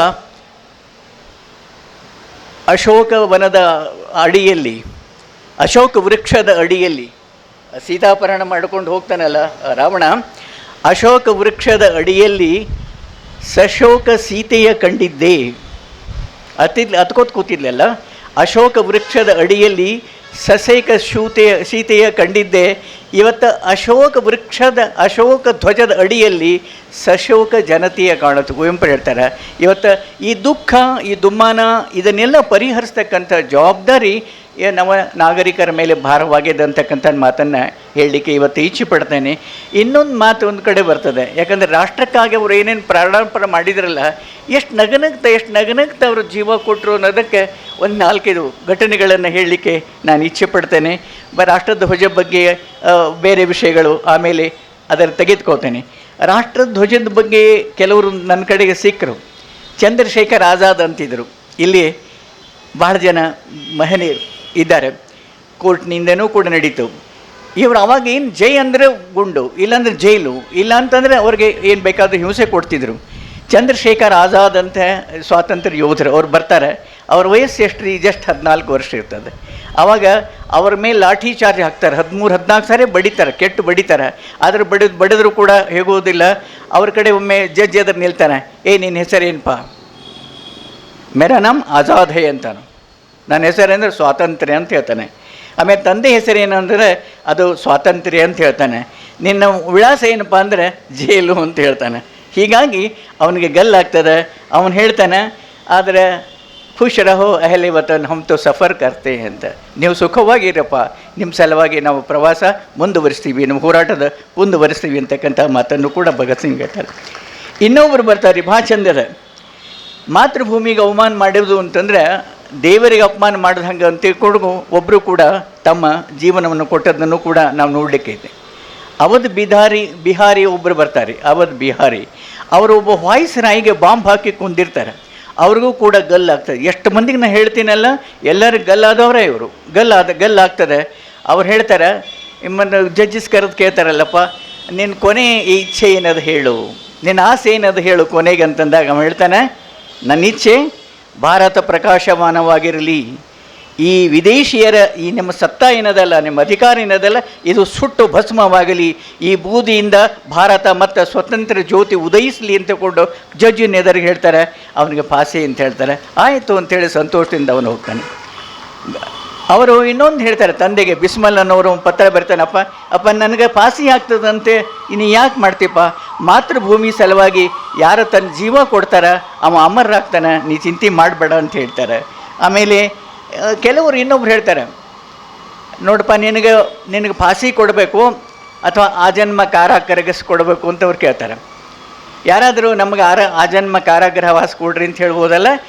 ಆದರೆ ಅವ ಹೇಳ್ತಾನೆ, ಭಕ್ತ ಅವ ಏನು ಹೇಳ್ತಾನಂದರೆ ಉಧಮ್ ಸಿಂಗ್, ಇಲ್ಲ ನನಗೆ ಫಾಸಿ ಕೊಟ್ಬಿಡ್ರಿ ಅಂತಾರೆ. ಈ ದೇವ ಯಾಕೆ ನಿನ್ನ ಜೀವನದ ಮೇಲೆ ಆಸೆ ಇಲ್ಲ ನನಗೆ ಫಾಸಿ ಲಘು ಕೊಡ್ರಿ ಅಂತಾನೆ. ಯಾಕೆ? ನಾ ಈಗ ನಾನು ಅಜನ್ಮ ಕಾರಾವಾಸದಾಗಿದ್ದು ಅಂತ ನನ್ನ ವಯಸ್ಸಾಗಿರ್ತದೆ. ಮುದುಕಾದೆ ಅಂದರೆ ನಿಮ್ಮ ಬ್ರಿಟಿಷರನ್ನ ಹೊಡೆದು ಓಡಿಸ್ಲಿಕ್ಕೆ ನನಗಾಗೋದಿಲ್ಲ. ಇವತ್ತು ಸಾಯ್ತೀನಿ, ನಾಳೆ ಹುಟ್ಟಿ ಬರ್ತೀನಿ, ಆಮೇಲೆ ನಿಮ್ಮನ್ನು ಇಲ್ಲಿಂದ ಓಡಿಸ್ತೀನಿ ಅಂತಕ್ಕಂಥ ಮಾತನ್ನು ಜಡ್ಜಿಸ್ ಎದುರಿಗೆ ಹೇಳ್ತಕ್ಕಂಥ ಅನೇಕ ಉದಾಹರಣೆಗಳನ್ನು ಕೂಡ ನಾವು ನೋಡ್ತಾ ಇದ್ದೀವಿ. ಒಂದು ವೇಳೆ ಒಬ್ರು ಹೇಳ್ತಾನೆ ಏನಂತಂದರೆ, ಪ್ರಾಣ ಯಾರು ಜೀವನ ದಾನ ಮಾಡ್ತಾರೆ ಬಹುಶಃ ಅವರು ಜೀವನ ಪಡಿತಾರೆ ಅಂತಕ್ಕಂಥ ಅನೇಕ ಉದಾಹರಣೆಗಳನ್ನು ನಾನು ಇಲ್ಲಿ ಹೇಳಲಿಕ್ಕೆ ಇವತ್ತು ಸಮಯ ಇಲ್ಲ, ಹೇಳಲಿಕ್ಕೂ ಕೂಡ ಇಚ್ಛೆ ಮಾಡೋದಲ್ಲ. ಒಂದು ರಾಷ್ಟ್ರಧ್ವಜದ ಬಂತು ಅಂತಂದರೆ ಅದು ಬಹುಶಃ ಅದು ರಾಷ್ಟ್ರ ಪ್ರೇಮದ ಸಂಕೇತ ಆಗಿರ್ತದೆ, ಶಾಂತಿಯ ಚಿಹ್ನೆ ಆಗಿರ್ತದೆ. ಪ್ರತಿಯೊಬ್ಬರು ಧ್ವಜಕ್ಕೂ ತಾನು ಸಾಧಿಸಬೇಕಾದದ್ದೇನು, ಬರೀ ಧ್ವಜ ಹಾರಿಸಿದ್ವಿ ಅಂತಲ್ಲ, ಆದರೆ ನಮ್ಮ ಸಾಧನೆ ಏನು, ಆಮೇಲೆ ನಮ್ಮ ಧ್ಯೇಯ ಏನು, ನಮ್ಮ ಸಂದೇಶ ಏನು, ಆಮೇಲೆ ಬಲಿಷ್ಠವಾಗಿ ಅಲ್ಲಿದ್ದ ಭಾರತವನ್ನು ನಾವು ಕಟ್ಟಬೇಕಲ್ಲ. ಈ ಮಕ್ಕಳನ್ನು ನೋಡಿದಾಗ ಅವರು ತ್ಯಾಗ ಬಲಿದಾನ ರಕ್ತ ಹರಿದದ್ದನ್ನು ನೋಡಿದಾಗ ಇವರು ಸಹ ಭವಿಷ್ಯ ಬೇಡ, ಭೂತಕಾಲ ಬೇಡ, ವರ್ತಮಾನ ನೋಡೋಣ. ಅವ್ರ ಭವಿಷ್ಯ ನೋಡಿದಾಗ ಖರೆ ಅಂತಂದರೆ ನನಗೆ ಕಣ್ಣೀರೆಲ್ಲ ರಕ್ತ ಹರಿಸಬೇಕು ಅಂತಕ್ಕಂಥ ಭಾವನೆ ಬರ್ತದೆ. ಯಾರು ಬಲಿದಾನ ಮಾಡಿಕೊಂಡು ನಮ್ಗೆ ಈ ಸ್ವಾತಂತ್ರ್ಯವನ್ನು ತಂದು ಕೊಟ್ಟಾರ, ಇದರ ಸಿಹಿ ಫಲಗಳನ್ನು ತಂದು ಕೊಟ್ಟಾರಲ್ಲ, ಅದನ್ನು ಒಂದು ಕಡೆ ಸರ್ ಭಾಳ ಚಂದ ಬಂದದ. ರಾಮಧಾರಿ ಸಿಂಗ್ ದಿನಕರ್ ಹೇಳ್ತಾರೆ, ಅವರೇನು ಹೇಳ್ತಾರೆ, ಸ್ವಾತಂತ್ರ್ಯ ಸುಖೋಂಕ ಪುಂಜಕ್ಕೂ ಜನ್ಮ ದೇತಿ ಹೇ. ಆಜಾದಿ ಬಂತು, ಸ್ವಾತಂತ್ರ್ಯ ಬಂತಂದ್ರೆ ಸುಖದ ಪುಂಜ ಬರ್ತದೆ. ಸುಖೋಂಕೋ ಪಾನನೆ ಕಿ ಲಾಲಸಾ, ಇಚ್ಛಾ ಅನ್ನೋದಿಲ್ಲ, ಡಿಸೈರ್ ಅನ್ನೋದಿಲ್ಲ, ಲಾಲಸಾ ರಾಜನೀತಿಗೂ ಜನ್ಮ ದೇತಿ ಹೇ, ರಾಜನೀತಿ ತರ್ತದೆ. ಜಬ್ ರಾಜನೀತಿ ಆತಿ ಹೇ ತೋ ಸಾರಿ ಬುರಾಯಿಯಾ ಆ ಜಾತಿ. ಪೊಲಿಟಿಕ್ಸ್ ಬಂತಲ್ಲ ಎಲ್ಲ ಹೊಲಸ್ತಾನ ಅದ್ರಾಗ ಬಂದುಬಿಡ್ತು ಅಂತಕ್ಕಂಥ ಮಾತನ್ನು ಹೇಳ್ತಾರೆ. ಆದರೆ ಸ್ವಾತಂತ್ರ್ಯ ಕೆಟ್ಟದಲ್ಲ ಅಂತಕ್ಕಂಥ ಕೂಡ ಮಾತು ಹೇಳ್ತಾರೆ. ಬಹುಶಃ ಅವೆಲ್ಲ ಹೋರಾಟದ ಬದುಕನ್ನು ನೋಡಿದಾಗ ಖರೆ ಅಂತಂದರೆ ಮಕ್ಕಳಿಗೆ ಅವು 40 ಚಳವಳಿಯಲ್ಲಿ ಭಾಗವಹಿಸಿದವರು ಹಿಡ್ಕೊಂಡು ಇನ್ನೊಂದು ಸರ್ ನನಗೆ ಭಾಳ ಅಭಿಮಾನ ಮತ್ತು ದುಃಖನೂ ಕೂಡ ಆಗ್ತದೆ. ಯಾರು ಈ ದೇಶಕ್ಕಾಗಿ ಇಷ್ಟೆಲ್ಲ ಮಾಡಿ, ಯಾರೇ ಇರಲಿ, ಯಾವುದೇ ಪಾರ್ಟಿ ಇರಲಿ, ಯಾವುದೇ ಜಾತಿ ಇರಲಿ, ಆದರೆ ನಾವೆಲ್ಲರೂ ಭಾರತೀಯರು ಅನ್ನೋ ದೃಷ್ಟಿಯಿಂದ ಗುಣಕ್ಕೆ ಗೌರವ ಕೊಡೋದನ್ನು ನೀವು ಕಲೀಲಿಲ್ಲ ಅಂತಂದರೆ ದೇಶಕ್ಕೆ ನಾವು ಅಪಮಾನ ಮಾಡ್ತೀವಿ ಅಂತ ಹೇಳಿ ಭಾವನೆ ಮಾಡ್ಲಿಕ್ಕೆ ಇಚ್ಛೆ ಪಡ್ತೇನೆ. ನೆಹರು ಅವ್ರದ್ದು ಒಂದು ಘಟನೆ ಹೇಳಲಿಕ್ಕೆ ನಾನು ಇಚ್ಛೆ ಪಡ್ತೀನಿ ಸರ್. ಸೈಮನ್ ಕಮಿಷನ್ ಅವ್ರದ್ದು ಒಂದು ಪ್ರತಿಭಟನೆ ನಡೆದ ಹೊತ್ನಾಗ ಲಾಠಿ ಚಾರ್ಜ್ಗೆ ಲಾಲಾ ಲಜಪತ್ ರಾಯರು ಹುತಾತ್ಮರಾಗ್ತಾರೆ, ಬಲಿ ಆಗ್ತಾರೆ. ಈ ಸೇಡು ತೀರಿಸ್ಕೋಬೇಕು ಅಂತ ಹೇಳಿ ಅವ್ರು ಸೈಮನ್ ಕಮಿಷನರ್ ಅವರು ಬಹುಶಃ ಲಖನೌಗೆ ಬರೋರಿದ್ದಾರೆ, ಲಖನೌಗೆ ಬರುತ್ತೋರಿದ್ದಾರೆ. ಹಾಗಾದ್ರೆ ನಾಳೆ ಲಖನೌಗೆ ಬರ್ತಾರಲ್ಲ, ಟ್ರಯಲ್ ಮಾಡೋಣ, ಪ್ರತಿಭಟನೆ ಮಾಡೋಣ ಅಂಥೇಳಿ ನೆಹರು ನೇತೃತ್ವದೊಳಗೆ 16 ಹುಡುಗರದು ಒಂದು ಗುಂಪು ಟ್ರಯಲ್ ಮಾಡ್ತಾರೆ. ಇನ್ನು 16 ಮಂದಿ ಗುಂಪು ಹೋದ್ಕೊಳ್ಳೆ ದಡ ಕುದುರೆ ಅವು ಬಂದುಬಿಡ್ತಾವೆ, ಲಾಠಿ ಹಿಡ್ಕೊಂಡು ಆ ಪೊಲೀಸರು ಬಂದುಬಿಡ್ತಾರೆ. ಬಂದು ಹೊತ್ನಾಗ ಏನು ಮಾಡ್ತೀರಿ, ನಾವು ಪ್ರತಿಭಟನೆಗೆ ರಿಹರ್ಸಲ್ ಮಾಡ್ತೀವಿ ಅಂತ ಹೇಳ್ತಾರೆ. ಹೌದಾ ಅಂದವರು ಪಟ ಬಡಿತಾರೆ, ದೆವ್ವು ಬಡ್ದಂಗೆ ಬಡಿತಾರೆ. ಅವ್ರಿಗೆ ಬಡ್ದಾಗ ಕೆಲವ್ರು ಹಿಂಗೆ ಸರಿತಾರೆ. ಅದು ನೆಹರು ನೆಹರು ಇದ್ದರು, ಅವ್ರ ಕೈಯಾಗ ಧ್ವಜ ಇತ್ತು. ಇನ್ನು ನಾನೂ ಸರದೆ ಅಂತಂದರೆ ನನ್ನ ಆತ್ಮ ನನಗೆ ಮನಸ್ಸು ಮಾಡೋದಿಲ್ಲ, ಸರಿ ಆಗೋದಿಲ್ಲ ಅಂಥೇಳಿ ಅಲ್ಲೇ ಇರ್ತಾರೆ. ಕೆಟ್ಟು ಹೊಡೆದ್ರು, ಕೆಳಗೆ ನೆಲಕ್ಕೆ ಬಿದ್ದರು ನೆಹರೂಜಿ, ಅವರ ಧ್ವಜ ಮಾತ್ರ ಆ ದಿವಸ ಬಿಡೋದಿಲ್ಲ. ಹಿಂಗಂತ ಹೇಳಿ ಹೊಡಿತಾರೆ ಬಿಡ್ರಿ ಅಂತ ಬಿಡಲಿಲ್ಲ. ಮರುದಿವಸ ಲಖನೌಕೇನು ಬಂದ್ರಲ್ಲ ಈ ಕಮಿಷನ್ದವ್ರು, ಬಂದಾಗ ಮತ್ತೆ ಇದೇ ರೀತಿಯಿಂದ ತೆಗೆದುಕೊಂಡು ಹೋಗ್ತಾರೆ. ಅವಾಗ ಇಷ್ಟು ಕೆಟ್ಟು ಬಡಿತಾರೆ, ನೆಹರೂಜಿಗೆ ಇಷ್ಟು ಕೆಟ್ಟು ಬಡಿತಾರೆ. ಬಹುಶಃ ತಲೆ ಒಂದು ಉಳಿಸ್ಕೋತಂದು ಬಿಟ್ರೆ ಈ ಬೆನ್ನಿಗೆಲ್ಲ ಬಾರು ಮೂಡಿರ್ತಾವೆ. ಇಷ್ಟೆಲ್ಲ ತ್ಯಾಗ ಮಾಡಿಕೊಂಡು ಬಲಿದಾನ ಮಾಡ್ಕೊಂಡಿರ್ತಕ್ಕಂಥ ಅವರೇನು ಸ್ವಾತಂತ್ರ್ಯ ನಮಗೆ ತಂದು ಕೊಟ್ಟಾರಲ್ಲ, ಇದರ ಸಿಹಿ ಫಲಗಳನ್ನು ಕೊಡ್ತಕ್ಕಂಥದ್ದು ಮಕ್ಕಳಿಗೆ ನಮ್ಮ ಜವಾಬ್ದಾರಿ ಅಂಥೇಳಿ ನಾನು ಭಾವನೆ ಮಾಡ್ಕೊಂಡಿದ್ದೀನಿ. ಯಾಕಂದರೆ ಆ ಅರ್ಥದಲ್ಲಿಯೇ ಈ ನಮ್ಮ ಧ್ವಜ ಅದನ್ನು ಮಕ್ಕಳ ಕಡೆಗೆ ಹೋಗ್ತೀನಿ. ತಿರಂಗ ಧ್ವಜ ಅಂತ ಹೇಳ್ತಿರಲ್ಲ, ಮ್ಯಾಲೆ ಕೇಸರಿ ಅದು ಬಹುಶಃ ತ್ಯಾಗದ್ದು ಪ್ರತೀಕ ಅಂತ ಹೇಳ್ಬೋದು. ಆಮೇಲೆ ಇನ್ನೊಬ್ಬರು ವೈಟ್ ಬಿಳಿದದ, ಅಲ್ಲಿ ಬಹುಶಃ ಅದು ತ್ಯಾಗದ್ದು ಅಂತ ಹೇಳಿ ಸತ್ಯ ತ್ಯಾಗದ್ದು ಅಂತ ಹೇಳ್ಬೋದು. ಹಸಿರಾದ ಅದು ಪ್ರೀತಿದು ಮತ್ತು ಶಕ್ತಿದು ಅಂತ ಹೇಳ್ಬೋದು. ಅದಕ್ಕಿಂತಲೂ ಸುಂದರವಾದಂಥ ಒಂದು ಮಾತು ಬರ್ತದೆ, ಏನಂತಂದರೆ ಇದು ಕೇಸರಿ ಏನದಲ್ಲ, courage and sacrifice a symbol ಅಂತ. ಆಮೇಲೆ ಟ್ರುತ್ ಆ್ಯಂಡ್ ಧೈರ್ಯದ್ದು ಅದು ಸಿಂಬಾಲ್. ಬಿಳಿಪೇನದಲ್ಲ, ಟ್ರುತ್ ಆ್ಯಂಡ್ ಪೀಸ್ ಬರ್ತದಂತೆ. ಹಸಿರೇನದ ಶ್ರದ್ಧೆ ಮತ್ತು ಶಕ್ತಿ, ಅಂದರೆ ರಿಚ್ ಆ್ಯಂಡ್ ಚಿವಿಲರಿ ಅಂತ ಹೇಳ್ತಾರೆ, ಅದು ಅಂತ. ಹಸಿರು ಇನ್ನೊಂದು ಕಡೆ ಬರ್ತದೆ. ಈ ಹಸಿರು ಯಾಕದ ಅಂತಂದರೆ ಇದು ಭೂಮಿಯ ಸಿಂಬಾಲ್ ಅಂತಾರೆ. ಸಸ್ಯ ಶ್ಯಾಮಲೆ ಅಂತ ಹೇಳ್ತೀವಲ್ಲ ಭೂಮಿಗೆ, ನಾವು ಭೂಮಿ ತಾಯಿಗೆ ಸಸ್ಯ ಶ್ಯಾಮಲೆ ಅಂತ ಹೇಳ್ತೀವಿ, ಭೂಮಾತೆಯ ಪ್ರತೀಕ ಅಂತ ಹೇಳ್ತೀವಿ. ಕೃಷಿಕರ ಬಗ್ಗೆ ಹೇಳ್ತೀವಿ, ನಾವು ಕೈಗಾರಿಕೆ ಬಗ್ಗೆ ಹೇಳ್ತೀವಿ, ಸಮೃದ್ಧಿ ಬಗ್ಗೆ ಹೇಳ್ತೀವಿ. ಇದೆಲ್ಲ ಗುಣಗಳು ಈ ಹಸಿರಿನಲ್ಲಿ ಇರ್ತವೆ. ಬಿಳಿಯ ಬಣ್ಣದೊಳಗೆ ಸತ್ಯ ಶಾಂತಿ ಇರ್ತದಕ್ಕಂತಕ್ಕದನ್ನು. ಇನ್ನು ಅಶೋಕ್ ಚಕ್ರ ಬಂದಲ್ಲ, ತ್ರಿವರ್ಣ ಧ್ವಜದ ಜೊತೆಗೆ ಇನ್ನೊಂದು ವರ್ಣ ಅದ ರೀ, ಅದು ನೀಲಿ ವರ್ಣನೂ ಅದ, ಅದು ಅಶೋಕ್ ಚಕ್ರ. ಅಶೋಕ್ ಚಕ್ರವರ್ತಿ ಆಗಿದ್ದೂ ಕೂಡ, ಸಮ್ರಾಟನಾಗಿದ್ರೂ ಕೂಡ ಅದೇನು ರಕ್ತ ಹರಿತದಲ್ಲ, ಅದನ್ನು ನೋಡಿಕೊಂಡು ಹೃದಯ ಪರಿವರ್ತನೆ ಆದ ಹೊತ್ನಾಗ ಇದು ನನ್ನ ಧರ್ಮ ಅಲ್ಲ ಅಂಥೇಳಿ ಅಶೋಕ ಇವತ್ತು ಬೇರೆ ಬುದ್ಧ ಧರ್ಮ ಸ್ವೀಕಾರ ಮಾಡಿಕೊಂಡು ಆ ಧರ್ಮ ಪ್ರಚಾರಕ್ಕಾಗಿ ಕಳಿಸ್ತಾರಲ್ಲ, ಆ ಧರ್ಮಾಭಿಮಾನಿಗಳು ಬೇರೆ ಬೇರೆ ರಾಷ್ಟ್ರಕ್ಕೆ ಹೋಗ್ತವೆ. ಪ್ರತಿಯೊಂದು ರಾಷ್ಟ್ರಕ್ಕೂ ತಮ್ಮದೇ ಆದಂಥ ಧ್ವಜ ಇರ್ತದೆ. ಇದು ಅಶೋಕ್ ಚಕ್ರ ಧ್ವಜ ತೆಗೆದು ಹೋದರೂ ಕೂಡ ಅವರಲ್ಲಿ ಗೆದಿಲಿಕ್ಕೆ ಹೋಗೋದಿಲ್ಲ, ಅದು ಶಾಂತಿ ಸದ್ಭಾವನೆಯನ್ನು ತೋರಿಸ್ಲಿಕ್ಕೂ ಕೂಡ ಅಶೋಕ್ ಚಕ್ರ ಹೋಗಿತ್ತು ಅನ್ನೋದನ್ನು ಕೂಡ ನಾವು ಇವತ್ತು ಹೇಳಲಿಕ್ಕೆ. ಅಶೋಕ್ ಚಕ್ರ ನೀಲದಲ್ಲ, ಅದಕ್ಕೊಬ್ಬರು ಡಿಫೈನ್ ಮಾಡ್ಯಾರ. ಅದು ನೀಲಿ ಹಾಕೋದಂತಂದ್ರೆ ಅದು ಸಾಗರ ಯಾವಾಗಲೂ ನೀಲವಾಗಿರ್ತದೆ ಅಂತ ಹೇಳ್ತಾರೆ. ಆಮೇಲೆ ಇದು ಆಕಾಶದ ಯಾವಾಗಲೂ ಅದು ನೀಲವಾಗಿರ್ತದೆ ಅಂತ ಹೇಳ್ತಾರೆ. ಆಮೇಲೆ ಮೇಘ ಏನದಲ್ಲ, ಅವು ಯಾವಾಗಲೂ ನೀಲವಾಗಿರ್ತದೆ, ಅದು ಅಮೃತ ವರ್ಷ ಕೊಡ್ತದೆ ಅನ್ನೋದಕ್ಕೆ ಅದು ಅಂತ ಹೇಳ್ತಾರೆ. ಹೀಗೆ ಅನೇಕ ಬಣ್ಣಗಳಲ್ಲಿಯೂ ಕೂಡ ಒಂದದ. ಈಗ ಬರೀ ನಮಗಷ್ಟ ಧ್ವಜ ಇದ್ವು ಅಂತೆಲ್ಲ, ಬೇರೆ ಬೇರೆಯವ್ರ ಧ್ವಜ ಇದ್ದು, ಗರುಡ ಧ್ವಜ ವಿಷ್ಣುಗಿತ್ತಂತೆ, ಈಶ್ವರ ಧ್ವಜ ನಂದಿದಿತ್ತಂತೆ, ಅರ್ಜುನದು ಕಪಿಧ್ವಜ ಇತ್ತಂತೆ, ಸುಯೋಧನದ ಸರ್ಪಧ್ವಜ ಇತ್ತಂತೆ. ಹಿಂಗೆ ಎಲ್ಲರದ್ದು ಒಂದೊಂದು ಧ್ವಜ ಇದ್ರೂ ಕೂಡ ಅವ್ರ ಗುರಿ ಮಾತ್ರ ಅವ್ರ ರಾಜ್ಯದಷ್ಟ ಇರ್ತಿತ್ತು. ಆದರೆ ನಮ್ಮ ಈ ರಾಷ್ಟ್ರದ ಧ್ವಜದ ಗುರಿ ಮಾತ್ರ ಏನದಂದರೆ ಸರ್ವೇ ಜನ ಸುಖಿನೋ ಭವಂತು, ಸರ್ವೇ ಸಂತು ನಿರಾಮಯ, ಸರ್ವೇ ಭದ್ರಾಣಿ ಪಶ್ಚಂತು ಮಾಕ್ ಪುಷ್ಟ್ಯತ್ ದುಃಖ ಭಾಗ್ಭವೇ. ದೇವ, ಯಾರ್ಯಾರಿಗೂ ಕೂಡ ದುಃಖ ಕೊಡಬೇಡಪ್ಪ ಅಂತಕ್ಕಂಥ ಸದ್ಭಾವನೆ ಇಟ್ಟುಕೊಂಡು ನಮ್ಮ ಧರ್ಮ ಅದ ಅಂತಕ್ಕಂಥದ್ದನ್ನು ಇವತ್ತು ಹೇಳಲಿಕ್ಕೆ ಇವತ್ತು ಇಚ್ಛೆ ಪಡ್ತೇನೆ ಬಂಧುಗಳೇ. ಇನ್ನೊಂದು ಖಾದಿ ಬಗ್ಗೆ ಆಗಲಿ, ಈ ಧ್ವಜದವಾಗಲಿ ಒಂದು ಸ್ವಲ್ಪ ಕಾಂಟ್ರವರ್ಸಿ ನಡೆದದಲ್ಲ. ಖಾದಿ ಗಾಂಧೀಜಿಯವರಿಗೆ ಚರಕ ಭಾಳ ಪ್ರಿಯವಾಗಿತ್ತು, ಅವಾಗ ಚರಕ ಹಾಕಿದರು. ಆಮೇಲೆ ಅಮೆಂಡ್ಮೆಂಟ್ ಆಗಿ ಇದು ಅಶೋಕ ಚಕ್ರ ತಂದಿರೋದನ್ನು. ಅಶೋಕ ಚಕ್ರ ತಂದ ಮೇಲೂ ಕೂಡ ಗುರಿ ಏನಿತ್ತಂದರೆ ನಮ್ಮ ಧ್ವಜ ಯಾವಾಗಲೂ ಶುದ್ಧ ಖಾದಿದಿರಬೇಕು. ಯಾಕಂದರೆ ಅದರ ಹಿಂದೆ ಈಗ ನರೇಗಾದಲ್ಲಿ ನಾವು ಹೆಂಗೆ ಕೆಲಸಗಳನ್ನು ಜನರಿಗೆ ಅನ್ನ ಕೊಡ್ತಕ್ಕಂಥ ಕೆಲಸ ಮಾಡ್ತೀವಲ್ಲ, ಹಾಗೆ ಜನೋಪಕಾರಿಯಾಗಿರ್ತದೆ ಅಂತಕ್ಕಂಥ ಭಾವನೆ ಅವ್ರದ್ದು ಇತ್ತು. ಅದನ್ನು ಇವತ್ತು ಮರೆತು ಎಲ್ಲೋ ಅಮೇರಿಕಾನೋ ಅಥವಾ ಜಪಾನೋ ಚೀನೋನೋ ಎಲ್ಲಿ ಏನೋ ಕೊಡ್ತಾರೆ. ಅವ್ರ ಗಮನ ಈ ರಾಷ್ಟ್ರಭಕ್ತಿಗಿಂತಲೂ ಹೆಚ್ಚಾಗಿ ಎಲ್ಲಿ ದುಡ್ಡು ಹೆಚ್ಚು ಬರ್ತದೆ, ಎಲ್ಲಿ ದುಡ್ಡು ಹೊಡಿಬೇಕು ಅಂತಂದು. ಮೊದಲ ತೇನ ತೆಕ್ತೇನ ಭುಂಜಿತ ಅಂತಿರ್ತಿತ್ತು. ಅಪ್ಪ ನೀವು ಕೊಡ್ರಿ ಕೊಟ್ಟವರು ಸಾಯೋದಿಲ್ಲ, ದೊಡ್ಡವರಾಗ್ತಾರೆ. ಮೇಘ ಇರ್ತದಲ್ಲ, ಮೋಡ ಮಳೆ ಗರೀತದೆ, ಆದರೆ ಯಾವಾಗಾದರೂ ಬಡವಿದ್ದದ ಮೋಡನ್ನು ನೀವು ಕಂಡಿಲ್ಲ. ಹಾಗೆ ನೀವು ತ್ಯಾಗ ಮಾಡಲಿಕ್ಕೆ ಕಲೀರಿ. ಆದರೆ ತ್ಯಾಗ ಹೋಗ್ಬಿಡ್ತು, ಸ್ವಾರ್ಥ ತ್ಯಾಗ ಹೋಗ್ಬಿಡ್ತು, ಸ್ವಾರ್ಥ ಹೆಚ್ಚು ಬಂದದ. ಈ ಸ್ವಾರ್ಥಗೆ ಬಲಿ ಕೊಡಲಿಕ್ಕೆ ಬಹುಶಃ ಈ ಧ್ವಜವಂದನೆ ಕಾರಣಕರ್ತ ಆಗಬೇಕು ಅಂತಕ್ಕಂಥ ಮಾತನ್ನು ಹೇಳಲಿಕ್ಕೆ ಇವತ್ತು ಇಚ್ಛೆ ಪಡ್ತೇನೆ. ಇನ್ನೊಂದು ಕೊನೆಯದಾಗಿ, ತತ್ವಜ್ಞಾನಿ ಅಧ್ಯಾತ್ಮ ಪ್ರಚಾರಕ್ಕಾಗಿ ಸ್ವಾಮಿ ರಾಮತೀರ್ಥರು ಅಮೇರಿಕಕ್ಕೆ ಹೋಗಿದ್ರಂತೆ. ಅಂದರೆ ಧ್ವಜದ ಬಗ್ಗೆ ನಮ್ಮವ್ರಿಗೆ ಎಷ್ಟೊಂದು ಗೌರವ ಇತ್ತು, ಖಾದಿ ಬಗ್ಗೆ ನಮ್ಗೆ ಎಷ್ಟೊಂದು ಗೌರವ ಇತ್ತು ಅನ್ನೋದಕ್ಕೆ ಈ ಒಂದು ಸಣ್ಣ ಮಾತು ನನಗೆ ಸಿಕ್ತು. ತತ್ವಜ್ಞಾನ ಮತ್ತು ಆಧ್ಯಾತ್ಮ ಪ್ರಚಾರಕ್ಕಾಗಿ ಸ್ವಾಮಿ ರಾಮತೀರ್ಥರು ಅಮೇರಿಕಾ ಹೋಗಿದ್ದರಂತೆ. ಅವರ ಪ್ರಭಾವಶಾಲಿಯಾದಂಥ ಭಾಷಣಕ್ಕೆ ಸಂಖ್ಯೆಯಲ್ಲಿ ಅಮೇರಿಕಾ ವಾಸಿಗಳಾದ ಭಾರತೀಯರೇನದಲ್ಲ ಅವರು ಭಕ್ತರಾಗಿದ್ದರಂತೆ. ಅಮೇರಿಕರು ಒಬ್ಬ ಶ್ರೀಮಂತ ಬರ್ತಾನೆ, ಅವ ಅಪಾರ ಧನರಾಶಿಯನ್ನು ಅವ್ರಿಗೆ ಕಾಣಿಕೆಯಾಗಿ ಕೊಡ್ತಾನೆ. ಪರಧನಮಂ ಕಲ್ಮಶುಮಂದ ಮುಟ್ಟೆ, ಪರದೇವಿಯನ್ನು ಪರಸ್ತ್ರೀಯನ್ನು ಮಹಾದೇವಿ ಎಂಬೆ ಅಂತ ಅಣ್ಣಂದಿನ ವಚನ ಬರ್ತಲ್ಲ, ಅಲ್ಲಿ ಅನೇಕ ಧನರಾಶಿ ಹಿಂಗೆ ಸುರಿದ್ರೂ ಕೂಡ ಆ ಪುಣ್ಯಾತ್ಮರು ಅದನ್ನು ಮುಟ್ಟೋದಿಲ್ಲ. ಅಲ್ಲಿರ್ತಕ್ಕಂಥ ಅನಾಥರೇನಿದ್ದಾರಲ್ಲ, ಅನಾಥರಿಗೆ ಅದನ್ನು ದಯಪಾಲಿಸ್ಲಿಕ್ಕೆ ಹೇಳ್ತಾರೆ. ಸ್ವಾಮಿ ಕೊಟ್ಟ ಕೆಲವು ಉಡುಗೊರೆ ತಂದಿರ್ತಾರೆ ಸ್ವಾಮಿಗಳಿಗೆ, ಅದನ್ನು ಧರಿಸ್ತಾರೆ. ಅದನ್ನು ಧರಿಸಿದ ಹೊತ್ತಿನಾಗ ಇನ್ನೊಬ್ಬ ಬರ್ತಾನೆ, ಅಲ್ರಿ ಅದಕ್ಕಿಂತ ನಿಮ್ದು ಒಂದು ಇದು ಹ್ಯಾಟ್ ಅದಲ್ಲ, ಇದು ಹ್ಯಾಟ್ ನಿಮ್ಗೆ ಭಾಳ ಚಲೋ ಆಗ್ತದಲ್ಲ ಅಂತ ಕೇಳ್ತಾರೆ. ತಲೆ ಮೇಲೆ ನಿಮ್ಮ ಹ್ಯಾಟ್ ಭಾಳ ಚಲೋ ಆಗ್ತಂತೆ. ರಾಮತೀರ್ಥ ಇರ್ತಾರೆ, ಇಲ್ಲಪ್ಪ ನೀವು ಅಮೇರಿಕಾದವರು ನಮ್ಗೆ ಚಪ್ಪಲಿ ತಂದು ಕೊಟ್ಟರು ನಾ ಕಾಲಾಗ ಹಾಕೋತೀನಿ, ಆದರೆ ನನ್ನ ತಲೆ ಮೇಲೆ ಮಾತ್ರ ನಿಮ್ಮದು ಹ್ಯಾಟ್ ಇರ್ಲಿಕ್ಕೆ ಸಾಧ್ಯ ಇಲ್ಲ. ನನ್ನ ಖಾದಿ ನೂಲಿರ್ತೇನು ದ್ರಾಕ್ಷ ಧ್ವಜ ಅದ, ಆ ಧ್ವಜದ ಬಣ್ಣದ ಮಾತ್ರ ನನ್ನದು ಮೇಲೆ ಸಿರ ಇರ್ತಂತಕ್ಕಂಥ ಮಾತನ್ನು ಹೇಳ್ತಾರೆ. ಸ್ವಾಮೀಜಿಯವರ ದೇಶಭಕ್ತಿ, ಖಾದಿಜಿಯವ್ರ ಬಗ್ಗೆ ಇರ್ತಕ್ಕಂಥ ಕಳಕಳಿ ಬಹುಶಃ ಇವತ್ತಿನವ್ರು ಓದ್ಕೋಬೇಕು ಅಂತಕ್ಕಂಥ ಮಾತನ್ನು ಹೇಳಲಿಕ್ಕೆ ಇಚ್ಛೆ ಪಡ್ತೇನೆ. ನಿಮ್ಮಲ್ಲಿ ಪ್ರಾರ್ಥನೆ ಇಷ್ಟೇ ನಮ್ಮದು, ಏನು ಅಂತಂದರೆ ನಾವೇನೋ ಅವ್ರು ತಂದು ಕೊಟ್ಟಾರೆ, ನಮ್ಗೆ ಸುಖ ತಂದು ಕೊಟ್ಟಾರೆ, ಇಲ್ಲಂತಿಲ್ಲ.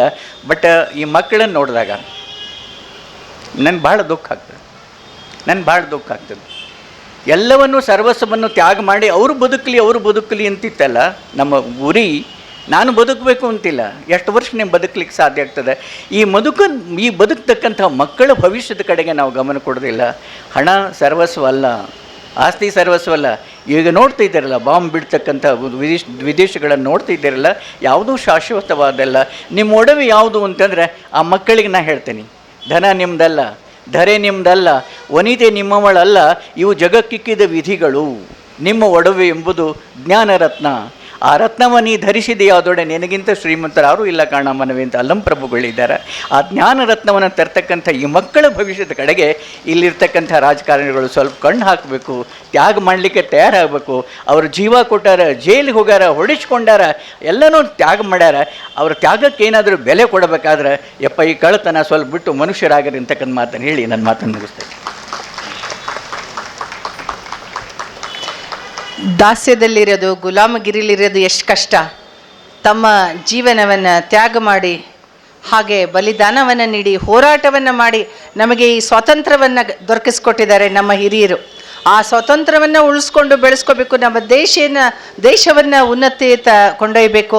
ಮತ್ತು ಅವರು ಹೇಗೆಲ್ಲ ಬಲಿದಾನವನ್ನು ಮಾಡಿದರು ಅನ್ನೋ ವಿಷಯವನ್ನು ಬಹಳಷ್ಟು ಮನಮುಟ್ಟುವಂತೆ ನಮ್ಮ ಮಾಜಿ ಸಂಸದರಾದ ಶ್ರೀ ಐ ಜಿ ಸಂಧ್ಯವರು ತಿಳಿಸ್ಕೊಟ್ಟಿದ್ದಾರೆ. ಅವರಿಗೆ ಎಲ್ಲರ ಪರವಾಗಿ ನಾನು ವಂದನೆಗಳನ್ನು ಹೇಳೋಕ್ಕೆ ಇಷ್ಟಪಡ್ತೀನಿ. ಇದೀಗ ಮತ್ತೊಂದು ಗೀತೆ ಬಸವ ವಸತಿ ಶಾಲೆಯ ಮಕ್ಕಳಿದ್ದಾರೆ.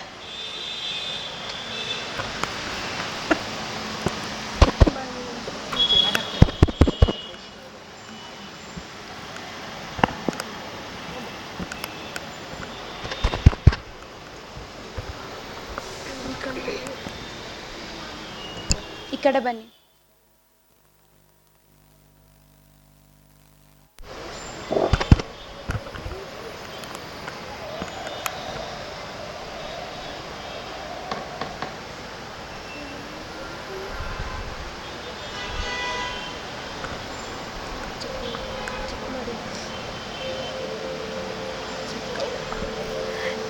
लब पे आती है दुआ बन के तमन्ना मेरी, जिंदगी शम्मा की सूरत हो खुदाया मेरी, जिंदगी शम्मा की सूरत हो खुदाया मेरी.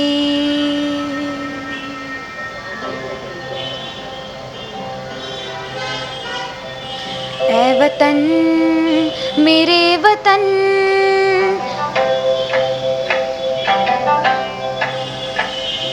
ऐ वतन वतन मेरे आबाद रहे तू, ऐ वतन वतन मेरे आबाद रहे तू, मैं जहाँ रहूँ जहाँ में याद रहे तू, मैं जहाँ रहूँ जहाँ में याद रहे तू. ऐ वतन मेरे वतन, ऐ वतन मेरे वतन.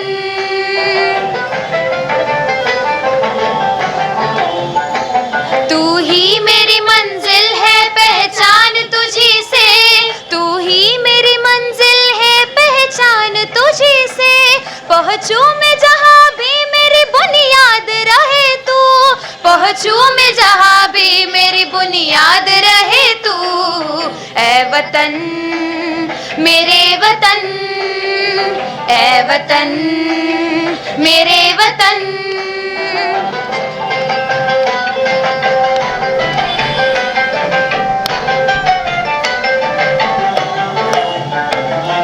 तुझ पे कोई गम की आंच आने नहीं दूं, तुझ पे कोई गम की आंच आने नहीं दूं, कुर्बान मेरी जान तुझ पे शाद रहे तू, कुर्बान मेरी जान तुझ पे शाद रहे तू.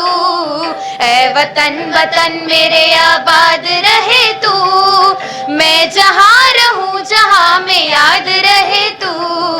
ऐ वतन मेरे वतन, ऐ वतन मेरे वतन, ऐ वतन लब पे आती है दुआ बन के तमन्ना मेरी, जिंदगी शम्मा की सूरत हो खुदाया मेरी, जिंदगी शम्मा की सूरत हो खुदाया मेरी. मेरे वतन, ऐ वतन मेरे वतन.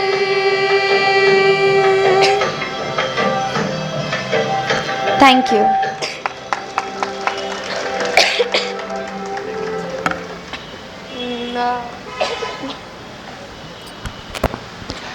ತಮ್ಮ ದೇಶಭಕ್ತಿಯ ಗೀತೆಗಳ ಮೂಲಕ ಈ ಒಂದು ಕಾರ್ಯಕ್ರಮಕ್ಕೆ ಇನ್ನೂ ಹೆಚ್ಚಿನ ಕಳೆಯನ್ನು ತಂದಿದ್ದಾರೆ ಅಂತ ಹೇಳ್ಬೋದು ಈ ಬಸವ ವಸತಿ ಶಾಲೆಯ ಮಕ್ಕಳು. ಅವರಿಗೆ ಮತ್ತೊಮ್ಮೆ ನಾನು ಧನ್ಯವಾದಗಳನ್ನು ಹೇಳಕ್ಕೆ ಇಷ್ಟಪಡ್ತೀನಿ.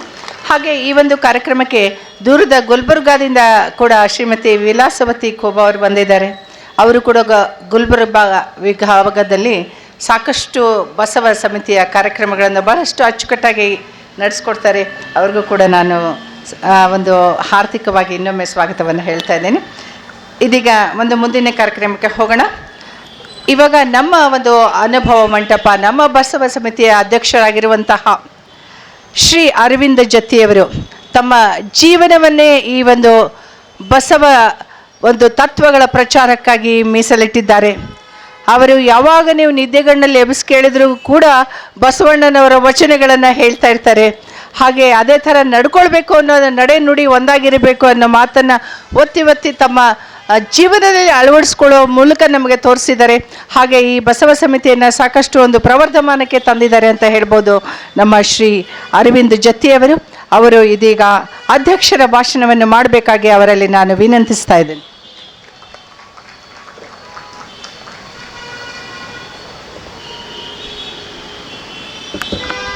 ಸರ್ವರಿಗೆ ಶರಣು ಶರಣಾರ್ಥಿ.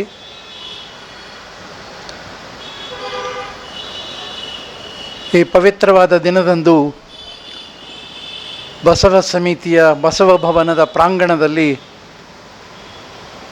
ಬಸವಣ್ಣನವರ ಸಾಕ್ಷಿಯಾಗಿ ಈ ಸಂಸ್ಥೆಯ ಸಂಸ್ಥಾಪಕರಾಗಿ ಸಂಸ್ಥೆಯನ್ನು ಹುಟ್ಟುಹಾಕಿದ ಬಡ ರೈತನ ಮಗನಾಗಿ ಹುಟ್ಟಿ ಪಂಚಾಯಿತಿಯ ಚೇರ್ಮನ್ರಾಗಿ ಕೊನೆಗೆ ದೇಶದ ರಾಷ್ಟ್ರಪತಿಯಾದಂಥ ಒಬ್ಬ ವ್ಯಕ್ತಿಯ ಎದುರಿನಲ್ಲಿ ರಾಷ್ಟ್ರಧ್ವಜ ನಾವು ಇವತ್ತು ಏರಿಸಿದ್ದು ಬಹಳ ಅಭಿಮಾನ ಇದೆ. ಅನುಭವ ಮಂಟಪವನ್ನು ಸಂಪೂರ್ಣವಾಗಿ ನವೀಕರಿಸಿ ಇಂಥ ಒಂದು ಕಾರ್ಯಕ್ರಮಕ್ಕೆ ನಾವೆಲ್ಲ ಇವತ್ತು ಸಾಕ್ಷಿಯಾಗಿದ್ದೇವೆ. ವಿಶೇಷವಾಗಿ ಅಭಿಮಾನ ಏನೆಂದರೆ ಅನೇಕ ನ್ಯಾಯಮೂರ್ತಿಗಳಿದ್ದೀರಿ, ನ್ಯಾಯಾಧೀಶರಿದ್ದೀರಿ, ಅನೇಕ ಜನ. ಸುಮ್ಮನೆ ಕರೆದರೆ ಯಾರೂ ಬರೋ ಅಂಥವ್ರು ಇಲ್ಲಿಲ್ಲ. ಆದರೂ ಅವರೂ ಕೂಡ ಬಸವ ಸಮಿತಿಯ ಕಾರ್ಯಚಟುವಟಿಕೆಗಳಲ್ಲಿ ನಾವು ಭಾಗಿಯಾಗಬೇಕು, ಸ್ವಾತಂತ್ರ್ಯೋತ್ಸವವನ್ನು ಅತ್ಯಂತ ಹೃದಯಂಗಮವಾಗಿ ಅವರ ಎದುರಿನಲ್ಲಿ ನಾವು ಏನು ಮಾಡ್ತಾ ಇದ್ದೇವೆ.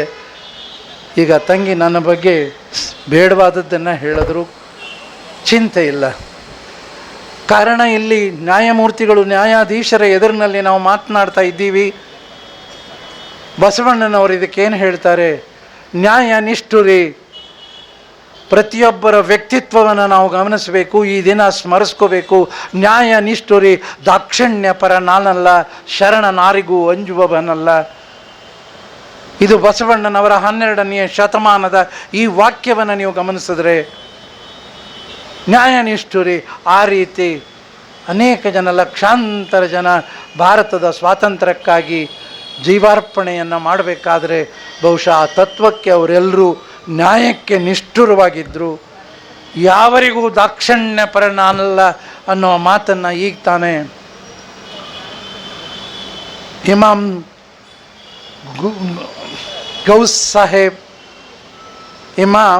ಗೌಸ್ ಸಾಹೇಬ್ ಸನದಿಯವರು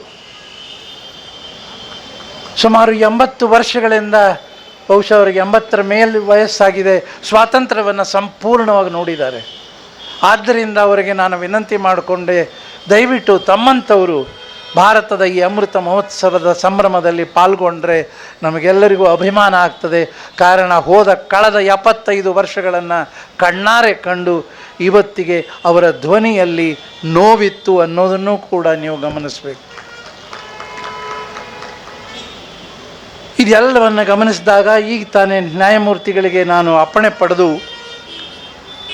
ತಾವೆಲ್ಲರೂ ಕೂಡ ರಾಷ್ಟ್ರಧ್ವಜದ ಮುಂದೆ ಭಾರತದ ಅಮೃತ ಮಹೋತ್ಸವದ ಈ ಸುಸಂದರ್ಭದಲ್ಲಿ ಭಾರತದ ಸಂವಿಧಾನ ಪೀಠಿಕೆಯನ್ನು ಪ್ರಮಾಣವಾಗಿ ಮತ್ತೊಮ್ಮೆ ನಾವು ಈ ದಿನ ಸ್ಮರಿಸಿ, ಇನ್ನೊಂದು ಈ ಕಾರ್ಯಕ್ರಮಗಳಲ್ಲಿ ಮಕ್ಕಳನ್ನು ಕರೆದು ಸಮಯವನ್ನು ನಾವು ಹಾಳು ಮಾಡ್ತೀವಿ ಅಂತಲ್ಲ.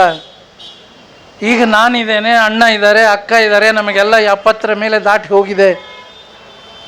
ಇನ್ನು ಮುಂದೆ ಬರುವ ಭಾರತದ ಸ್ವಾತಂತ್ರ್ಯೋತ್ಸವದ ಶತಮಾನೋತ್ಸವದ ದಿನ ನಾವಿರೋದಿಲ್ಲ, ಆದರೆ ಮಕ್ಕಳು ಅವತ್ತು ಸ್ವಾತಂತ್ರ್ಯೋತ್ಸವವನ್ನು ಆಚರಿಸ್ತಾರೆ.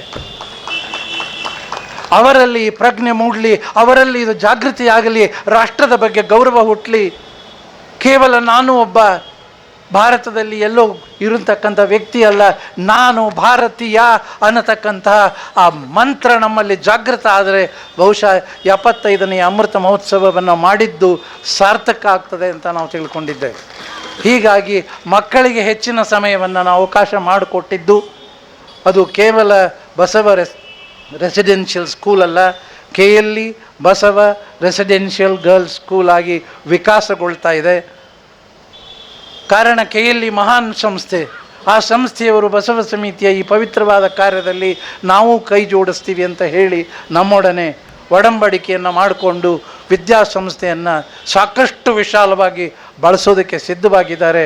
ಅವರಿಗೂ ಕೂಡ ಈ ಸಂದರ್ಭದಲ್ಲಿ ಮಕ್ಕಳನ್ನು ನಮ್ಮ ಈ ಬಸವ ಸಮಿತಿಯ ಪ್ರಾಂಗಣಕ್ಕೆ ದೂರದಿಂದ ಕೆಂಗೇರಿಯಿಂದ ಬಂದು ಭಾಗಿಯಾಗಿದ್ದು ಅವರಿಗೂ ನಾನು ಹೃತ್ಪೂರ್ವಕವಾದ ಕೃತಜ್ಞತೆಗಳನ್ನು, ವಿಶೇಷವಾಗಿ ತಾಯಿಯವರ ಹೆಸರು ನನಗೆ ಬರಲಿ, ಲತಾ ಮಲ್ಲಿಕಾರ್ಜುನ್ ಅವರು ಇಷ್ಟೊಂದು ಆಸಕ್ತಿ ತಗೊಂಡು ಇಷ್ಟೆಲ್ಲ ಹಾಡಬೇಕಾದ್ರೆ ಮಕ್ಕಳಿಗೆ ಎಷ್ಟು ಪ್ರಯಾಸ ಕೊಟ್ಟಿದ್ದಾರೋ ನನಗೆ ಗೊತ್ತಿಲ್ಲ.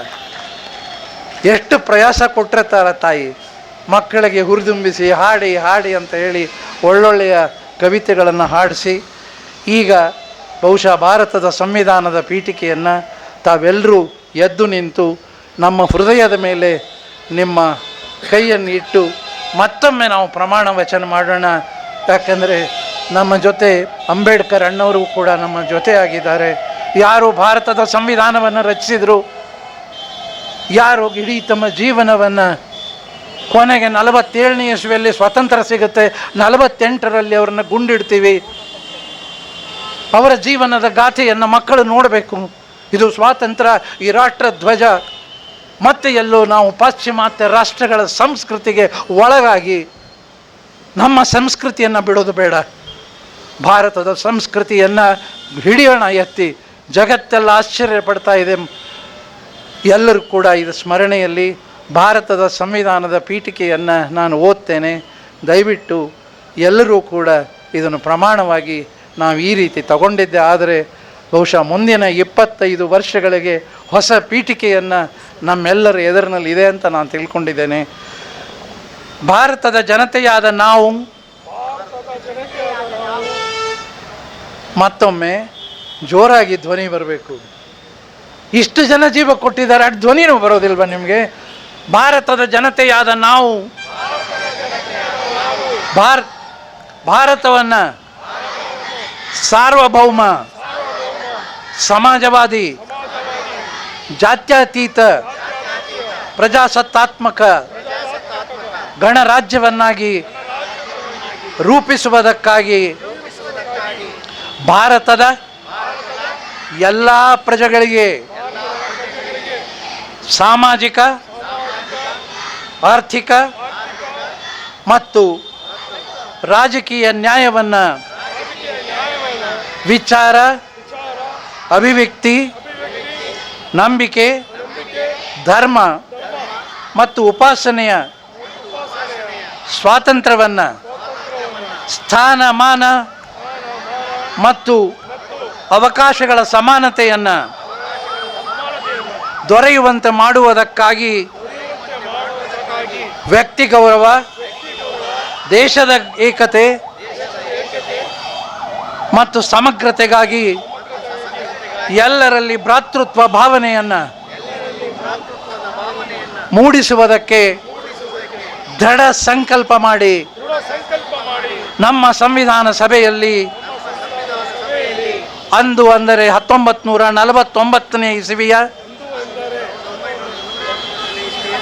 ನವೆಂಬರ್ ತಿಂಗಳ 26ನೇ ದಿನದಂದು ಈ ಸಂವಿಧಾನವನ್ನು ನಮಗೆ ನಾವೇ ಅರ್ಪಿಸಿಕೊಂಡು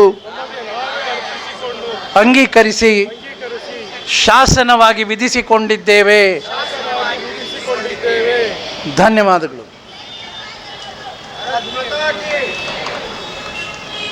ಈ ಸಂವಿಧಾನವನ್ನು ನಾವೇ ನಮಗೆ ಅರ್ಪಿಸಿಕೊಂಡು ಇಂದಿಗೂ ಕೂಡ ಜಾತ್ಯತೀತ ಅಂತ ಮಾತಾಡ್ತೇವೆ.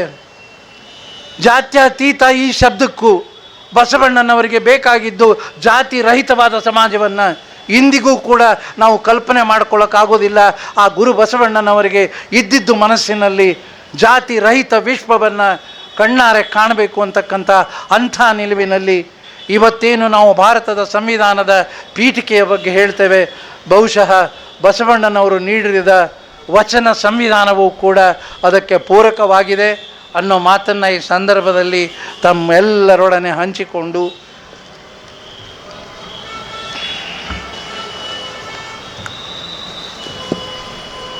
Let us remember the day of the 15th August at night, 12 o'clock, when India became independent. Just born India, a new baby, as a ತನ್ನದೇ ಆದ ಹೊಸ ದೇಶವನ್ನು ಸೃಷ್ಟಿ ಹಾಕಿ ಆಯ್ತಲ್ಲ. ಆಗ ದೇಶದ ಪ್ರಥಮ ಪ್ರಧಾನಮಂತ್ರಿಗಳಾದ ಜವಾಹರ್ಲಾಲ್ ನೆಹರು ಅವರು ಒಂದು ಮಾತನ್ನು ಹೇಳ್ತಾರೆ, ತಮಗೆಲ್ಲರಿಗೂ ಗೊತ್ತಿದೆ, ಅದನ್ನು ಇವತ್ತಿಗೂ ನಾವು ಸ್ಮರಿಸ್ಕೊಳ್ಬೇಕಾಗ್ತದೆ. At the stroke of the midnight, at the stroke of the midnight hour, when the world sleeps, India will awake. India will awake to life and freedom. This is what Jawaharlal Nehru made a statement. Today what we are. Then we were a poor country. Then later we become developed nation. Today what we are. The largest diaspora in the world. Shortly within 2 years, India will be declared as the mother of the democracy because of Guru Basavanna and his Anubhava Mantapa. Prime Minister has been talking about it. Very soon, India will become the mother of democracy. ಈ mother of democracy ಇಷ್ಟು ದಿನ ಬ್ರಿಟಿಷರು Magna Carta ಆಧಾರವಾಗಿಟ್ಟುಕೊಂಡು ನಮ್ಮದು ಪ್ರಜಾಪ್ರಭುತ್ವದ ತಾಯಿ ಬೇರು ಅಂತ ಹೇಳಿದ್ರು. ಆದರೆ 2024 ಆ ಸೆಂಟ್ರಲ್ ವಿಸ್ತಾ ಉದ್ಘಾಟನೆಯ ಸಂದರ್ಭದಲ್ಲಿ ಅದ್ಭುತವಾದ ಆರ್ಟ್ ಗ್ಯಾಲರಿ ಡಿಸೈನ್ ಆಗ್ತಾ ಇದೆ. ಅಲ್ಲಿ ಭಾರತದ ಪ್ರಜೆಯಾಗಿ ಒಬ್ಬ ಕನ್ನಡಿಗನಾಗಿ ಬಸವಣ್ಣ ರಾರಾಜಿಸೋದಿದ್ದಾರೆ. ಇದು ನಮ್ಮ ಕನ್ನಡಿಗರಿಗೆ ಅಭಿಮಾನದ ಸಂಗತಿ. ಇಂತಹ ಸಂಕಲ್ಪವನ್ನು ಹೊತ್ತ ಸಂಸ್ಥೆಯ ಸಂಸ್ಥಾಪಕರನ್ನು ಈ ಸಂದರ್ಭದಲ್ಲಿ ಸ್ಮರಿಸಿಕೊಂಡು, ಇದೆಲ್ಲ ನಾವು ಓದಿದ್ದನ್ನು ಬಸವಣ್ಣನವರು ಒಂದು ಸರಳ ವಚನದಲ್ಲಿ ಕನ್ನಡದಲ್ಲಿ ಇವನಾರವನೆಂದೆನಿಸದಿರಯ್ಯ. ಇಷ್ಟು ನಮಗೆ ಅರ್ಥ ಆಗ್ತಾ ಇಲ್ಲ. ಮತ್ತೆ ಜಾತೀಯತೆಯನ್ನು ಹುಟ್ಟಾಕ್ತೇವೆ. ಅವರು ಮುಸಲ್ಮಾನರು, ನಾನು ಹಿಂದೂ, ನೀವು ಇನ್ನೇನು. ಏನಕ್ಕೆ ಬೇಕಾಗಿದೆ ಇದೆಲ್ಲ? ಜಾತಿ ರಹಿತವಾದ ಸಮಾಜ ಬಸವಣ್ಣನವರ ಕಣ್ಣಿನಲ್ಲಿದ್ದಂಥ ಮಹಾನ್ ದೃಷ್ಟಿ. ಈ ಸಂದರ್ಭದಲ್ಲಿ ತಂಗಿ ಹೇಳಿದ್ದಕ್ಕಾಗಿ ಹೇಳ್ತಾ ಇದ್ದೀನಿ. ವಚನಗಳನ್ನು ಉಚ್ಚಾರಣೆಗಾಗಿ ನಾನು ಇಟ್ಕೊಂಡಿಲ್ಲ, ಅದನ್ನು ಬದುಕೋದಕ್ಕಾಗಿ ನಾನು ವಚನಗಳನ್ನು ಇಟ್ಕೊಂಡಿದ್ದೇನೆ. ಇವನಾರವನೆಂದೆನಿಸದಿರಯ್ಯ. ಸರಳ ಕನ್ನಡ ಇಂಥ ತಾತ್ಸರ ಮಾಡಬೇಡಿ. ಆ ಶಬ್ದಗಳನ್ನು ಅರ್ಥ ಮಾಡಿಕೊಳ್ಳಿ. ಇವ ನಮ್ಮವ. ಯಾವ ಕಾರಣಕ್ಕಾಗಿ ಬೆಂಗಳೂರಿನಲ್ಲಿ ಅನೇಕ ಮುಖ್ಯ ಅತಿಥಿಗಳು ಬರ್ತಿದ್ದರು. ಅಂಥ ಒಬ್ಬ ಪುಣ್ಯಾತ್ಮ ರಾಷ್ಟ್ರಕ್ಕೆ ಎಷ್ಟು ಸೇವೆಯನ್ನು ಮಾಡಿದ್ದಾರೆ. ಸತ್ಯ ಶುದ್ಧ ಕಾಯಕ ಮಾಡ್ತಾ ಇವತ್ತಿಗೂ ಕೂಡ ಪಾರ್ಲಿಮೆಂಟಲ್ಲಿ ಹೋದಾಗ ಯಾವುದೇ ಪಕ್ಷದವರಿರಲಿ ಅವರಿಗೆ ಗೌರವ ಸಲ್ಲಿಸೋದನ್ನು ಕಣ್ಣಾರೆ ನಾನು ಕಂಡಿದ್ದೇನೆ. ಅಂತಹ ಒಬ್ಬ ಭಾರತೀಯನನ್ನು, ಅಂಥ ಒಬ್ಬ ಕನ್ನಡಿಗನನ್ನು ಈ ಸಂದರ್ಭದಲ್ಲಿ ಕರೀತಾ ಇವ ನಮ್ಮವ ನಿಮ್ಮ ಮಹಾಮನೆಯ ಮಗುವೆಂದೆನಿಸಯ್ಯ ಕೂಡಲ ಸಂಗಮ ದೇವ. ನಾವೆಲ್ಲ ಮಕ್ಕಳು, ಅಲ್ಲಿ ಮಗ ಅಲ್ಲ ಮಗಳಲ್ಲ, ಮಹಾಮನೆಯ ಮಗುವೆಂದೆನಿಸಯ್ಯ ಕೂಡಲ ಸಂಗಮ ದೇವ. ಇಂಥ ಅದ್ಭುತವಾದ ತತ್ವಗಳನ್ನು ನೀಡಿದ ಬಸವಣ್ಣನವರನ್ನು ಸ್ವಾತಂತ್ರ್ಯ ಏನು 47ಕ್ಕೆ ನನಗೆ ಸಿಕ್ತು, ದೇಶಕ್ಕೆ ಸಿಕ್ತು. ಆವಾಗಿನ ಹಿನ್ನೆಲೆಯನ್ನು ನೋಡ್ತಾ per capita national income was just 137 rupees.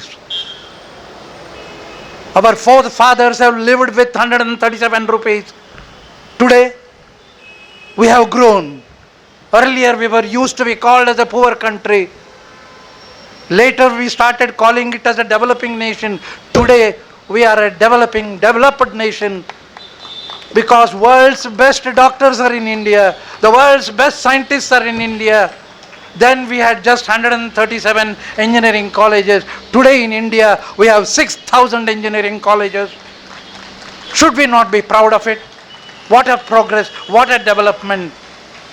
And the world peace, the world leaders are asking our Prime Minister to come and resolve the issue of the world peace. That is India.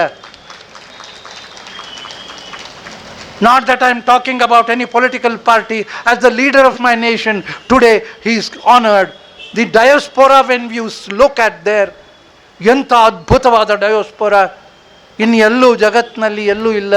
ಈಗ ತಾನೇ Commonwealth ಗೇಮಲ್ಲಿ ಹೆಣ್ಣುಮಕ್ಕಳು, ನಮ್ಮ ಭಾರತೀಯ ಹೆಣ್ಣುಮಕ್ಕಳು ಬಾಕ್ಸಿಂಗಲ್ಲೂ gold medal ತಗೋತಾರೆ, ಕುಸ್ತಿಯಲ್ಲೂ gold medal ತಗೋತಾರೆ. That is India. 64 medals for the country. Where were we? Where are we?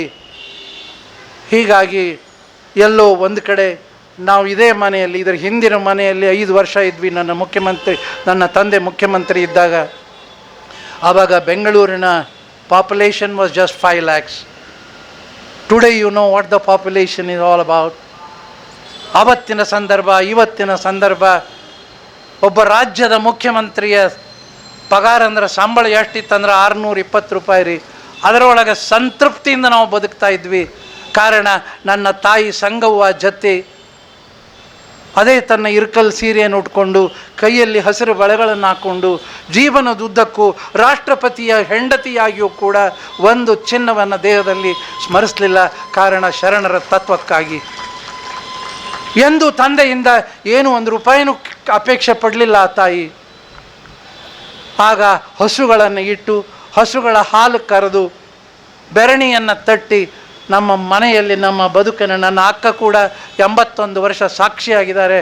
ಅಂಥ ಒಂದು ಸ್ವರೂಪವನ್ನು ಕಾಣಬೇಕಾದ್ರೆ ಬಹುಶಃ ಹೆಣ್ಣುಮಕ್ಕಳ ಜವಾಬ್ದಾರಿ ದೇಶದಲ್ಲಿ ಎಷ್ಟಿದೆ. ವಿಶೇಷವಾಗಿ ನಮ್ಮ ಬಸವ ರೆಸಿಡೆನ್ಷಿಯಲ್ ಸ್ಕೂಲ್ ಮಾಡಬೇಕಾದರೂ ಕೂಡ ನಮ್ಮ ಸಂಸ್ಥಾಪಕರೆಲ್ಲರೂ ಕೂಡ ಹೆಣ್ಣು ಮಕ್ಕಳಿಗೆ ವಿದ್ಯೆ ಕೊಟ್ಟರೆ ಇಡೀ ದೇಶಕ್ಕೆ ವಿದ್ಯೆ ಕೊಟ್ಟಂಗೆ ಆಗುತ್ತೆ ಅಂತ ಶಾಲೆಯನ್ನು ಸ್ಥಾಪಿಸಿದ್ರು. ಹೆಣ್ಣು ಮಕ್ಕಳಿಗಾಗಿ ವರ್ಕಿಂಗ್ ವುಮೆನ್ಸ್ ಹಾಸ್ಟೆಲ್ ಮಾಡಿದ್ರು. ಕಿತ್ತೂರು ರಾಣಿ ಚೆನ್ನಮ್ಮ ವಿದ್ಯಾಸಂಸ್ಥೆಯನ್ನು ಹುಟ್ಟುಹಾಕಿದ್ರು. ಏನಕ್ಕಾಗಿ? ದೇಶ ಬಹಳ ವಿಘಟನಾ ಸ್ಥಿತಿಯಲ್ಲಿತ್ತು. ಹೆಣ್ಣು ಮಕ್ಕಳಿಗೆ ಏನೂ ಗೌರವ ಇರಲಿಲ್ಲ. ಇವತ್ತು ದೇಶದ ರಾಷ್ಟ್ರ ಮಾತೆಯಾಗಿ ದ್ರೌಪದಿ ಮುರ್ಮು ಅವರು ಎಷ್ಟು ಅದ್ಭುತವಾಗಿ ರಾಷ್ಟ್ರವನ್ನು ಸಂಬೋಧಿಸಿದ್ರು. ಅದರಲ್ಲಿ ಕನ್ನಡದ ಕುವೆಂಪು ಅವರ ಕವಿತೆಯನ್ನು ಬಳಸಿದ್ರಲ್ಲ ನಿನ್ನೆ, ಅದು ಕನ್ನಡಿಗರಿಗೆ ಹೆಮ್ಮೆ. ಎಲ್ಲೋ ಒಂದು ಕಡೆ ನಾವು ಕರ್ನಾಟಕದವರು ಅಂತ ಮೆತ್ತಗಿರ್ತೀವಿ ಅಂತ ಜನ ತಿಳ್ಕೊಂಡಿದ್ದಾರೆ. ಇಲ್ಲ, our abilities are great. Question is we have to invoke that. ಪ್ರತಿಯೊಬ್ಬರ ಹೃದಯದಲ್ಲಿ 12ನೇ ಶತಮಾನದ ಮಹಾಕ್ರಾಂತಿಯನ್ನು ಲಕ್ಷಾಂತರ ಜನ ಜೀವ ಕೊಟ್ಟರು, ಕಣ್ಣು ಕಿತ್ತಿದ್ರು, ಆನೆಯಿಂದ ಎಳೆಸಿದ್ರು. ಆದರೆ ಅವರು ಜೀವ ತೆತ್ತಿದ್ದೇನಕ್ಕಾಗಿ? ಎಲ್ಲರ ಸಮಾನತೆಗಾಗಿ. ಬಹುಶಃ ಇಂದಿನ ದೇಶದ ಹಿನ್ನೆಲೆಯನ್ನು ನೋಡ್ತಾ, ಜಗತ್ತಿನ ಇತಿಹಾಸವನ್ನು ನೋಡ್ತಾ, ಚೈನಾ ಕೂಡ ಈಗ ಯುದ್ಧಕ್ಕೆ ಕಾಲು ಕೆದರ್ತಾ ಇದೆ. ತಮಗೆಲ್ಲರಿಗೂ ಗೊತ್ತಿದೆ, ನಾನು ಹೇಳಬೇಕಾದ ಅವಶ್ಯಕತೆ ಇಲ್ಲ. ಆ ಪುಟಿನ್ಗೂ ಮತ್ತು ಝೆಲೆನ್ಸ್ಕಿಗೂ ಯುದ್ಧ ಅದೇನೋ 6 ತಿಂಗಳಿಂದ ನಡೀತಾ ಇದೆ, ಇನ್ನೂ ಬಿಡ್ತಾ ಇಲ್ಲ.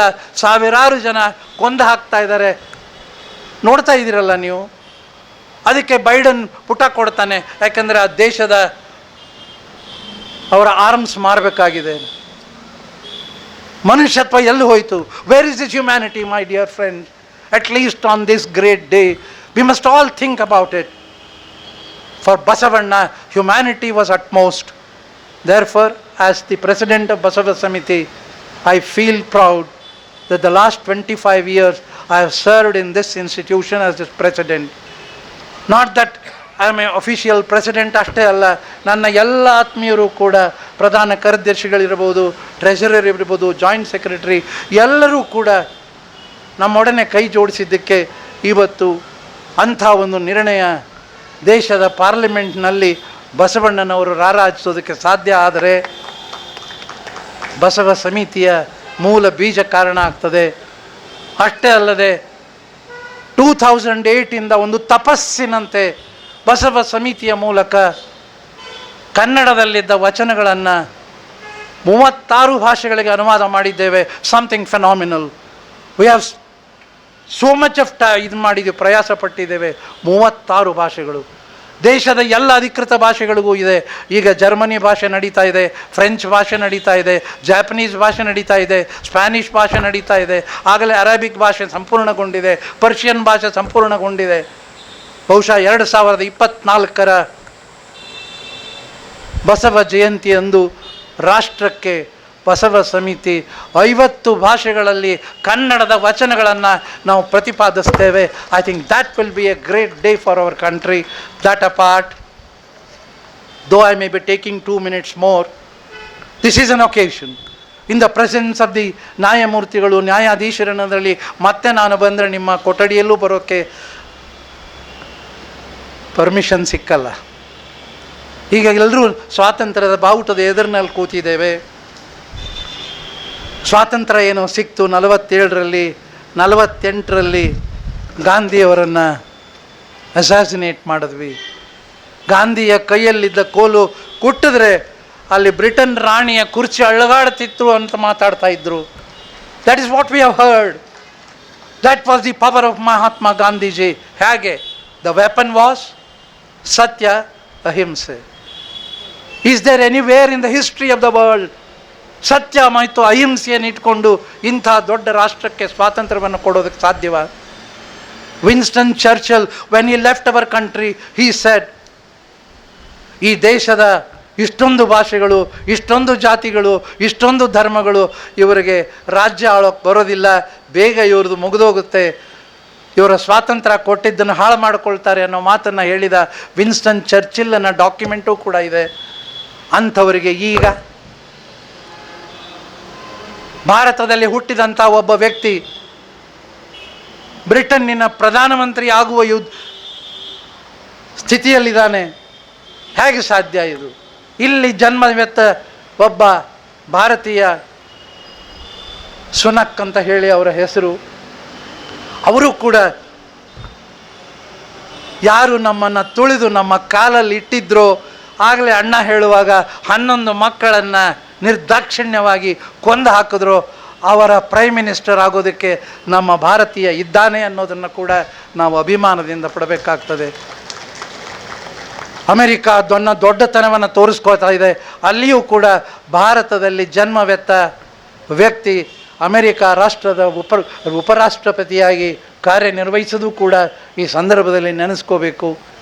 ಎಲ್ಲರೂ ಕೂಡ today Indian engineers, Indian doctors, Indian ಡಯಾಸ್ಪೋರಾ, virtually everything, India is proving to the world that we are great, Indians are great. With that pride, let us salute the great symbol of the country and the great leaders. Ambedkar ಅವರು ಮತ್ತು ನೆಹರು ಅವರ ಎದುರಿನಲ್ಲಿ ನಾವು ಪ್ರಮಾಣ ವಚನ ಮಾಡಿದ್ದೇವೆ ರಾಷ್ಟ್ರಕ್ಕಾಗಿ. ಇನ್ನು ನಾನು ಎಷ್ಟು ವರ್ಷ ಇರ್ತೀನಿ? ಇರುವ ದಿನಗಳನ್ನು ರಾಷ್ಟ್ರಕ್ಕಾಗಿ ಸವಿಸಬೇಕು. ಶತಮಾನೋತ್ಸವದಲ್ಲಿ ನಮ್ಮ ಮಕ್ಕಳೆಲ್ಲ ಭಾಗಿಯಾಗಿ ಇನ್ನಷ್ಟು ಸಾಧನೆಗಳನ್ನು ಮಾಡಬೇಕು.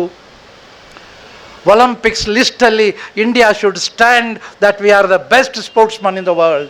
ಇದಾಗಬೇಕು ಮಕ್ಕಳೇ. It shall happen. The way in which country is developing, I think it will happen. But in the year 1948, just before India became republic, Jawaharlal Nehru writes, he has gone. Who has gone? Mahatma Gandhi. He was shot dead. He has gone, and all over India there is a feeling of having been left desolate and forlorn. ಎಂಥ ದುಃಖಭರಿತ ಭಾರತ. ಈಗ ಅಣ್ಣ ಅದನ್ನೇ ನೆನೆಸ್ಕೋತಾ ಇದ್ರು. ಅವರು ದುಃಖವಾಗಿ ಮಾತನಾಡಬೇಕಾದ್ರೆ ನೆಹರು ಹೇಳಿದ ಮಾತು, a feeling of having been left desolate and forlorn. All of us sense that feeling. Even today we sense that feeling. ಎಲ್ಲರಿಗೂ ಹೃದಯವಂತಿಕೆ ಇದೆಯಲ್ಲ. ನಮ್ಮೆಲ್ಲರಿಗೂ ವ್ಯಕ್ತಿಗತವಾಗಿ ವ್ಯಷ್ಟಿಪೂರ್ಣಕವಾಗಿ ಸ್ವಾತಂತ್ರ್ಯ ಕೊಡಬೇಕಾದರೆ ಎದೆಗೆ ಗುಂಡು ಹಾರಿಸ್ಕೊಂಡು ಹೇ ರಾಮ್ ಅಂತ ಹೊರಟೋಗ್ತಾನೆ ಮಹಾತ್ಮ.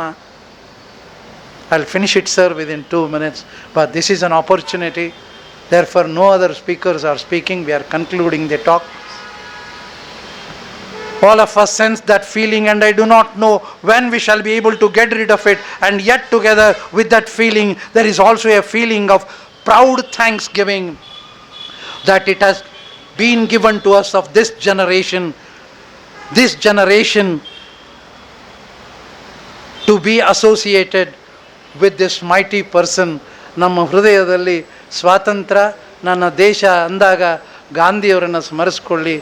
ಆ ತ್ಯಾಗವನ್ನು, ಆ ಬಲಿದಾನವನ್ನು ಸರಿಸ್ಕೊಳ್ಳಿ. In ages to come, centuries and maybe millenniums after us, people will think of this generation when this man of God, ಒಬ್ಬ ತುಂಡು ಬಟ್ಟೆಯ ಫಕೀರ, this man of God trod the earth and will think of us who, however small, could also follow his path and probably tread on that holy ground where his feet had been. ಅವರು ಎಲ್ಲಿ ನಡೆದಾಡಿ ಹೋಗಿ ನಮ್ಮ ಸ್ವಾತಂತ್ರ್ಯವನ್ನು ಕೊಟ್ಟಿದ್ದಾರೆ, ಅಲ್ಲಿ ನಾವು ನಡೆದಾಡ್ತೀವಿ ಅಂತಕ್ಕಂಥ ಅಭಿಮಾನ ನಮ್ಮಲ್ಲಿ ಇರಲಿ.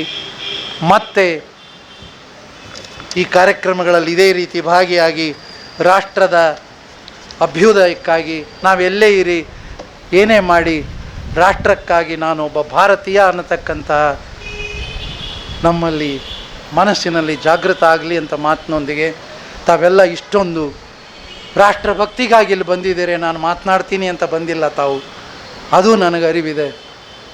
ಈಗ ಇಷ್ಟೊಂದು ಯುದ್ಧಗಳು ನಡೆದಾಗ ನನಗೆ ಅನ್ನಿಸ್ತದೆ, ಈ ಮಂದಿಗೆಲ್ಲ ಅರುಗೇಡಿಗಳದಾವೆ, ಇವಕ್ಕೇನು ತಿಳಿವಲ್ದಲ್ರಿ, ಬೇಸಿಕ್ ಅರಿವು ಇಲ್ವಾ ಇವರಿಗೆ? ಮನುಷ್ಯರನ್ನು ಕೊಲ್ತಾ ಇದ್ದೀವಿ, ಹಾಳು ಮಾಡ್ತಾ ಇದ್ದೀವಿ ಜಗತ್ತನ್ನು, 3ನೇ ಮಹಾಯುದ್ಧಕ್ಕೆ ನಾಂದಿ ಹಾಡ್ತಾ ಇದ್ದೀವಿ.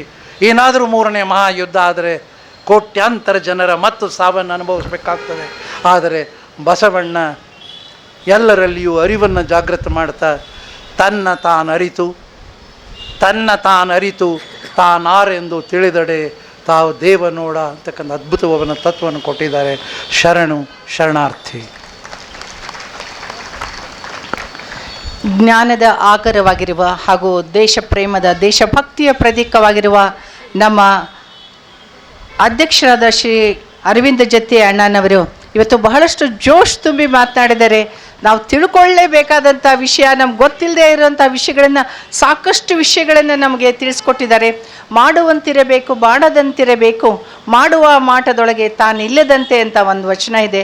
ಅದೇ ರೀತಿಯಾಗಿ ನಡೆದುಕೊಳ್ತಾ ನುಡಿಯಲ್ಲಿ ಕೂಡ ವಚನವನ್ನು ಅಳವಡಿಸ್ಕೊಂಡು ಎಲ್ಲರೂ ಕೂಡ ಅದೇ ಥರ ಬೆಳೀರಿ ಅನ್ನೋದನ್ನು ಒಂದು ಕರೆಯನ್ನು ಕೊಟ್ಟಿರುವಂಥ ಅರವಿಂದ್ ಜತ್ತಿ ಅಣ್ಣ ಅವರಿಗೆ ಎಲ್ಲರ ಪರವಾಗಿ ವಂದನೆಗಳನ್ನು ಹೇಳ್ತಾ ಇದ್ದೇವೆ. ಇದೀಗ ಕೊನೆಯದಾಗಿ ಆದರೆ ಬಹಳಷ್ಟು ಪ್ರಮುಖವಾದ ವಿಷಯ ಇದು. ಶ್ರೀ ಸುನಿಲ್ ಕುಮಾರ್ ರಟ್ಟೆ ಅವರು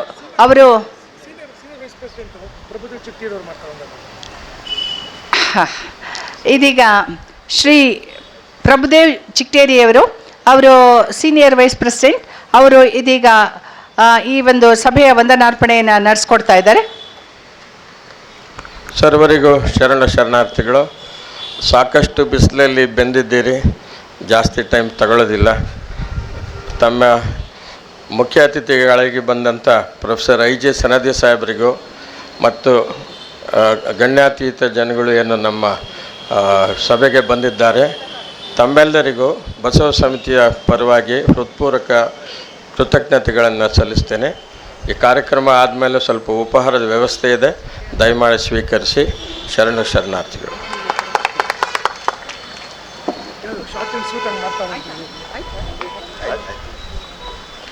ಬಹಳಷ್ಟು ಚಿಕ್ಕದಾಗಿ ಆದರೆ ಚೊಕ್ಕದಾಗಿ ಒಂದೇ ಮಾತಿನಲ್ಲಿ ಎಲ್ಲರಿಗೂ ಕೂಡ ವಂದನೆಗಳನ್ನು ಅರ್ಪಿಸಿದ್ದಾರೆ. ನಮ್ಮ ಹಿರಿಯ ಆದಂತಹ ಶ್ರೀ ಪ್ರಭುದೇವ್ ಚಿಕ್ಟೇರಿಯವರು, ಅವರಿಗೂ ಕೂಡ ವಂದನೆಗಳು.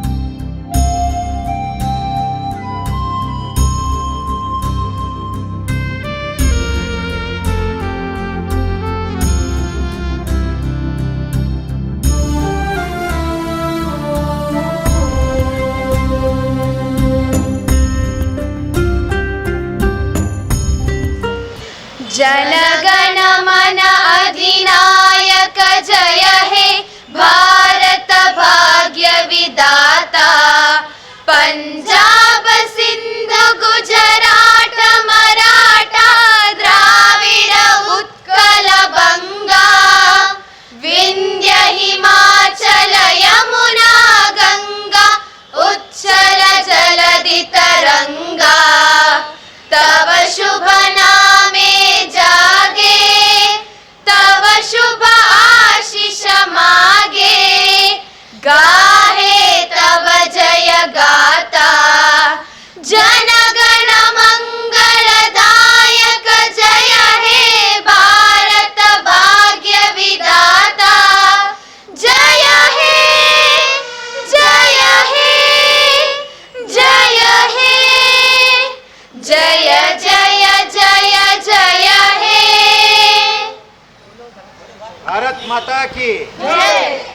माता की जय।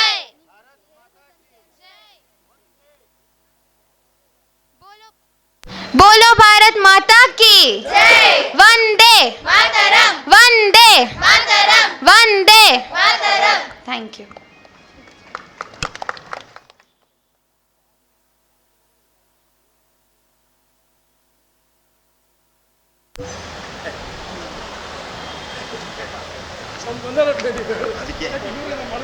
ಕಾರ್ಯಕ್ರಮ ಮುಕ್ತಾಯ ಆಗ್ತಾ ಇದೆ. ತಾವೆಲ್ಲರೂ ಉಪಹಾರ ಸೇವಿಸಿ ತೆರಳಬೇಕಾಗಿ ವಿನಂತಿ.